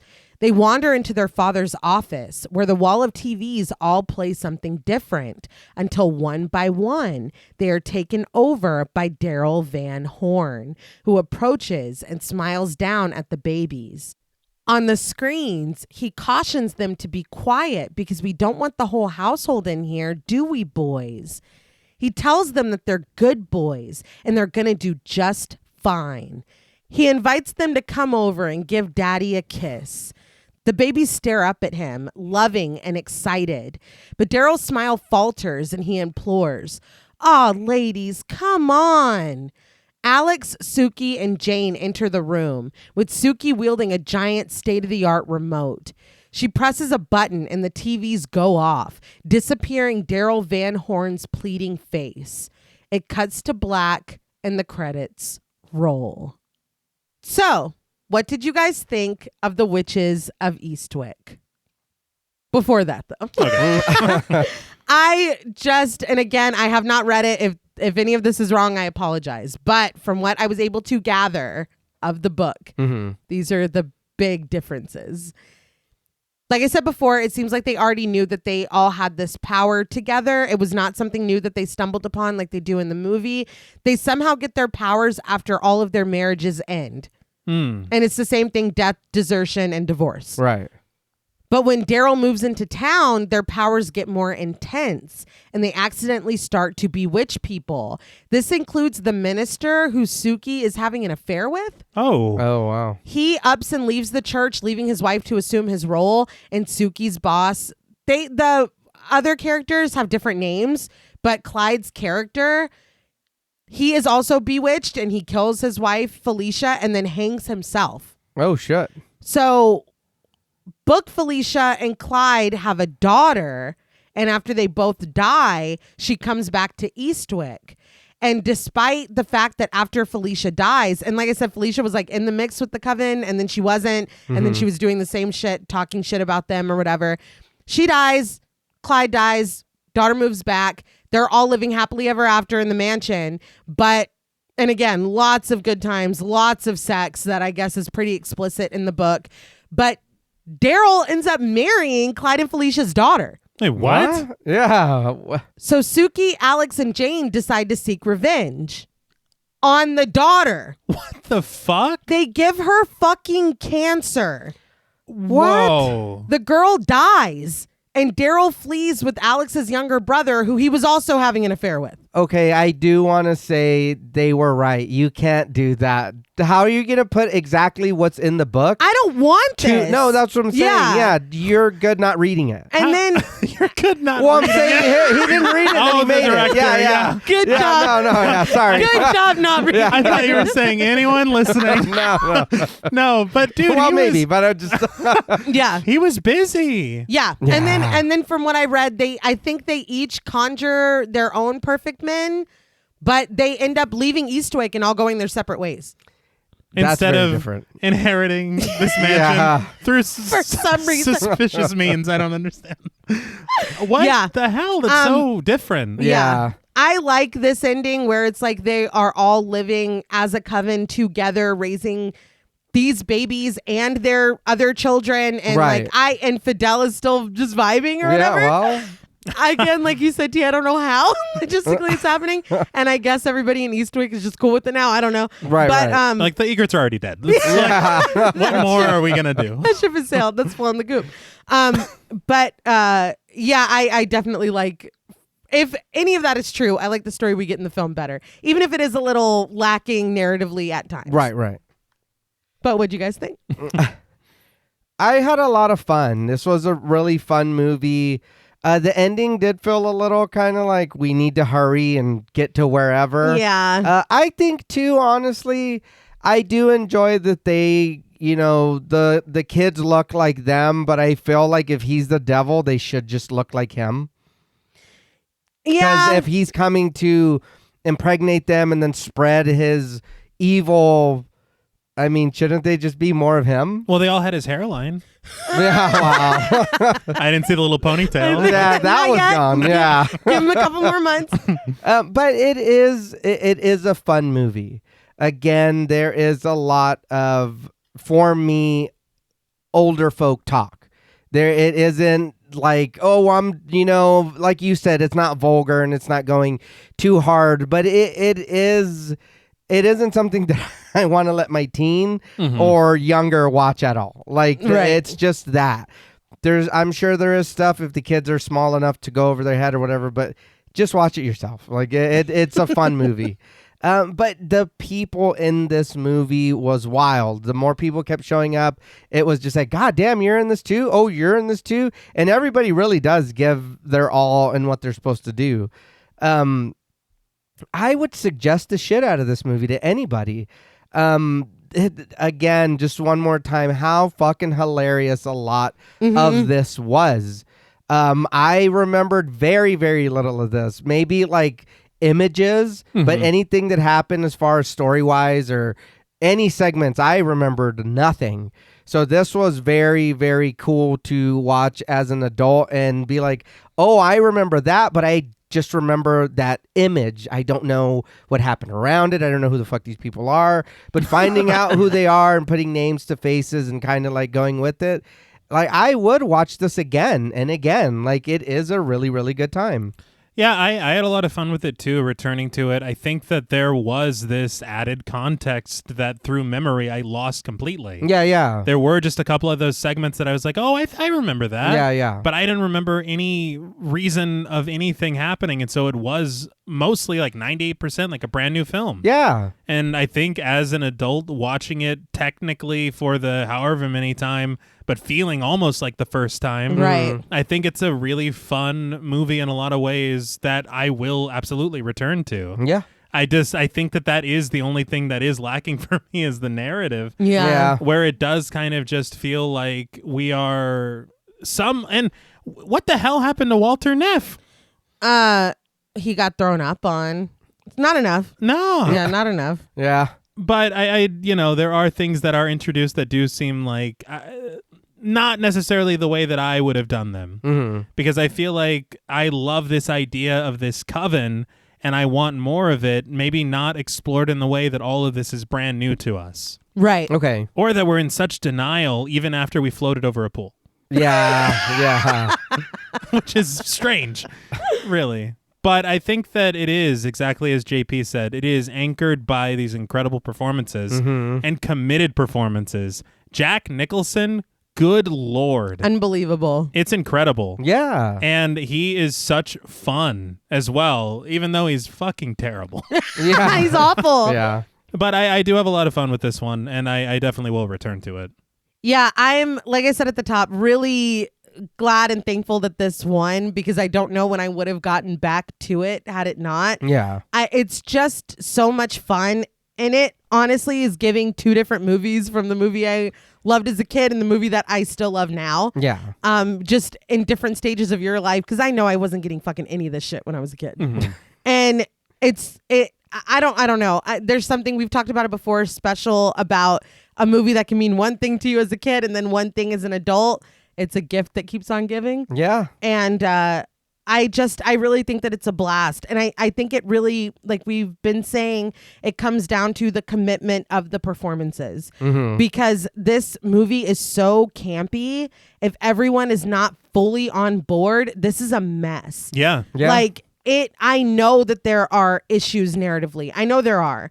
But you're having so much fun that you kind of don't care. Yeah. And that is a testament to them. Mm-hmm. I forgot to mention as well, Rob Bottin worked on this. Okay. Really? Which is wild. Yeah. They just had a really talented group of people. Mm-hmm. We can kind of slide into ratings too, because I could just kind of go on and on. I appreciate the departure if what I was able to put together as far as the book is accurate. I do appreciate the departure from the source material. I love this ending because I feel like that was kind of a central theme in what they were talking about at the beginning that kind of conjured Daryl. Mm-hmm. And this ending of like, no, we don't need him. You don't need this. You know what I mean? Yeah, a partner, a man, whatever. It's nice. You don't like, you exist. Yeah. You're fine. You can be happy. It's whipped cream. You know what I mean? I feel like, and if that is what the intended message is, that ending of that novel really undercuts Yes. that. Yeah. It's like, no, I'll just get another man. It's like, really? What? That's what you got from yeah. it? Yeah. I like this like ending of this sisterhood where we are all taking care of each other's children and living together, and like we're fine. Mm-hmm. But I do also kind of like this threat of that's not the end of Daryl. No. Yeah. Plus you gave birth to 3 devil children. Yeah. What are we going to do about that? It honestly feels like there maybe should have been a sequel. You know, there could have been. Yeah. There could have been. But yeah, I think that it's a lot of fun. I think that you could peel it apart, and it's not perfect. I know it's not perfect, but it's camp and it's fun. And again, Veronica Cartwright, She gets lost, and she gets Yeah. lost because she dies, I mean, kind of early. And because everything goes so fast. That is the catalyst for like this race to the finish line. Yeah. She gets lost in the conversation with such a giant like core cast. Mhm. She's amazing in this. Even Yeah. Richard Jenkins is really fucking funny. Like it's just a lot of fun. Yeah. I think that you could read this as a pretty feminist work, but I think if you tried to, you could go the other way with it too. I'm not choosing to do that. But I think it's just a blast. I think it's a really fucking fun movie from the 80s that is not talked about enough, and I'm glad that we got to do it. Yeah. And thank you, BJ, for writing for it as well. Yes. So on a scale from 1 to 10, diabolically doting and devious devils. Good Lord. I can't help myself. I am giving, and probably a little generously, but I don't care. I am giving The Witches of Eastwick 8.5 out of 10 diabolically doting and devious devils. I think this movie's a fucking blast. And I know it's not perfect, but I genuinely don't care. Yeah. And I will now open up the floor to you. No, I get it. I had a lot of fun with the movie, and it is funny because at times it is back and forth, but I think it plays to that. Like when Jack Nicholson is telling them what they want to hear, but then they're like, no. And then it turns out and it works, and it's like, what the fuck? But it is very funny. A lot of it is that. I think, like you said, and we say a lot, if they don't fully commit, it's not working. House. If he Right. didn't fully 1000%. commit, any of them, because if one of them struggled, then it would have been seen or it would have been noticeable because everybody does a really good job in this movie. So I think that does help carry the narrative that's not there, the story that's kind of like here and there, and it's like, well, I didn't see that, or I don't know that. Oh, you're giving me this information. When did that happen? But it doesn't matter because how much fun you're having. Yeah. I will be honest, this did remind me a little bit of Weird Science, which came out in 85. Okay. But they also needed to figure out that the woman they created in the lab did not make them cooler. They were cool See, already. that's the thing. But I mean, it is. You're cool already.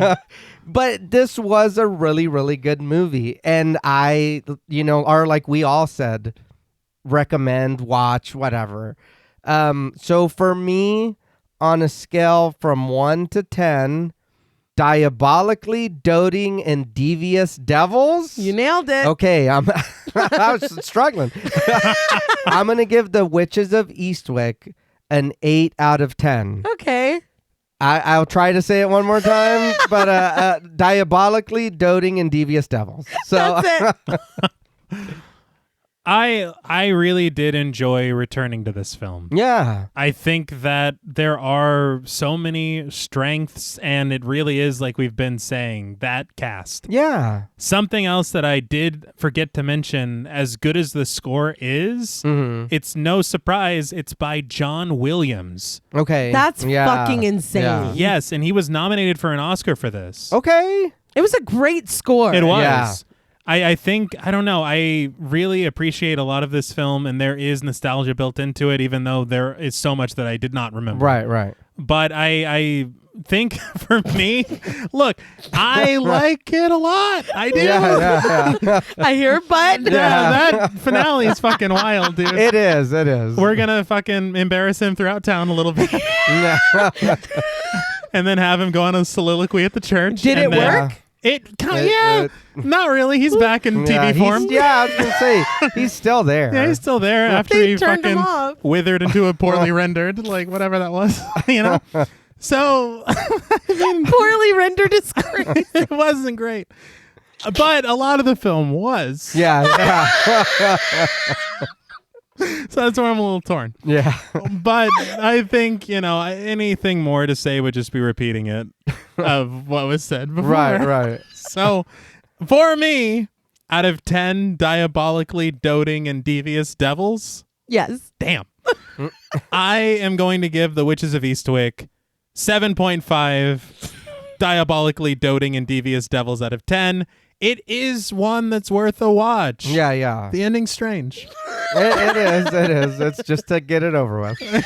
Like, we got to get out of here. Story was told. Let's go. Us too. Yeah, Bye, guys. Well, that's all from us at Pod Mortem. What would you rate The Witches of Eastwick, and what should we watch next? Let us know on Instagram at the Pod Mortem. Be sure to follow us on Twitter and like our Stirhole Productions page on Facebook. Be sure to follow each of us on Instagram and Blue Sky at Blood and Smoke, at Juggalo Daddy 84, and at Travis MWH. Thanks again to Original Cinematic for sponsoring this week's episode. Please consider pledging to our Patreon, where you'll get over 200 hours of bonus content, our monthly schedule, access to our Discord server, and the opportunity to help us decide which films to cover. And if you're looking for Pod Mortem and Stirhole Productions merch, follow the link in our episode notes. Stay tuned until after the music for a special shout out to our Wendigo Getter patrons. And remember, be careful what you wish for. That dream partner that sounds so great on paper may just turn out to be an absolute nightmare. Until next time.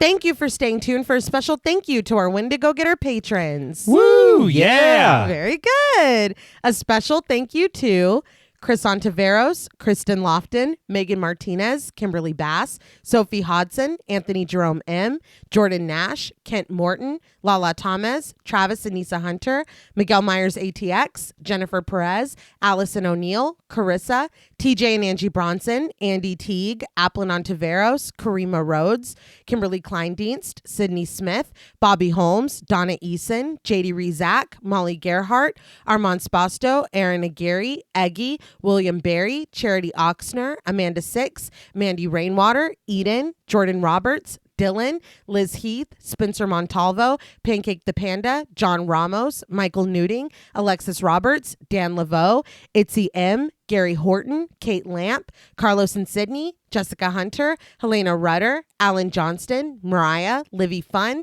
Scott Troutman Wise, Towton Watson, Mozzie Bear, Dave Burke, Emma Hagel Kissinger, Valerie G., Emiliana, CB, Taylor Santana, Will Lewison, Angelique, Smelly Poo Poo Head, Beth Bauer, Cookie, Esperanza J., Jason Kyle OKC, Joshua Rumley, Danielle Peralta, Brandon, Sawyer Reese Farr, Sahara, Girl That's Scary, Cassandra, Andrea Simmons, Ashley Higuera, William and Xxena Rush, Ryan Brom, Megan Ochoa, Laura Lassiter, Eileen O, Marissa E, Henry F, Megan M, Strangely Sarah, Christy Beck, Nancy and Andy, Amanda Lopez, Andy Terrell, Jason Hanovan, Erica Morin, Tris Wynn, K.87, Mariah Jensen, Carrie A., Lonnie Lono, Pow, Kayla E., Maggie H., Murder Stina, Kristen Marcy, Ori 81 Boricua, Look Like That One Girl, Bog Boy, Felnez 63, Alita Pui, Probably My Jugs, Kate Thackeray, Wade Pack, A Lizard, Bay J., Jay Rich, Topher Williams, Elena Metler, Valerie K., Christy Lee Kruger, Professor of Humanity Laura McCarricker, Naomi, Josh Smith, Autumn Green, Abby Kopp, Crystal 831, Skank Sinatra, Morgan Alexander, Tony Osteen, Julie Fredborg, Rihanna S., Daniel Taylor, Anna Kate, Heather Ortiz, Kim H., August, Vengeance Spirit, Jenny May, Glittery Fab, Malik Caselli Armstrong, Scarly D., Toya Shea, Katie, Martin Shaw, Star, Tyler J., Cam Davies, Patrick Hoagland, Raven, D., Wesley Tart, Kristen Jackson, Jacob Nordberg, Spencer, Samantha, Damian Grant, Half Price Horror, Clemmy, Nisi Nay, Erica, Jason X Rules, Karen Burrows, Aaron Norman, Stephen Rogers, Victoria Smith, Patricia A. Graham, Erasmo Pena, Danielle Wright, Tabitha Thomas, Becca Boo, Richard Murray, Irene, Sally Slater 52, Jordan McCarthy, Christy Michelle Wilson, Rosalind Harnias, Emily Rance, Amy, Lisa and Kathy, Mike H., Christian Sadler, Hannah, Sarah Jack, Casey L., Evelyn Knight, Paula Garcia, Nikki M., Ghastly Grandad, Megan and Alexandra Saldivar, Lisa Sykes, Sonny Jonas, Kelsey Niemeyer Cook, The Face Flowers, JG, Morgan Novello, Ashley, Alex M., Brandon C., Gordon Sutherland, Georgia Renland, Ashley Poe, Najee P., Seth Schaff, Diana Joe, Connor Gormley, Carrie Parker, Katie Face, Jane Pillsbury, Caitlin Asher, Mia Franz, Pooh Bear, Spicy Caldera, This is the Zodiac Speaking, Jason the Ghost, Moldy Tic Tac, Brian Ward, Tanner Rutgers, Gremlin Keeper 22, Sam Spade 666, Veronica, Kristen Rhodes, Daniel Laurent, Carmito, TVR, A Very Sweepy Baby, Randy Tucker, Nicholas Rage, A Lazy Boy, Nicola Williams, Sadison Miles, Jasmine, Stu Corbett, Daniel Smith, Brick O, Pullout Lebowski, Robert Murdoch, Jaden Nicole, Jody Grody, Lost Fan 08, George L. Robertson, Mercedes X Bleeple, Joel Miller Apologist, Jaylene Perry, Cool Trainer Elijah, Mrs. Bloomingdale, Sierra Duncan, Claire Cantwell, and Reneé Hart. Thank you all so much. Yes, thank you, thank you, thank you. Thank you so much. And you all need to know that each and every one of you is magical. Yeah. And not in the bad cherry pit way. No, Like, no, in a good no, way. Yeah. like the floating over the swimming pool. Yes, Yeah. laugh. Until next time.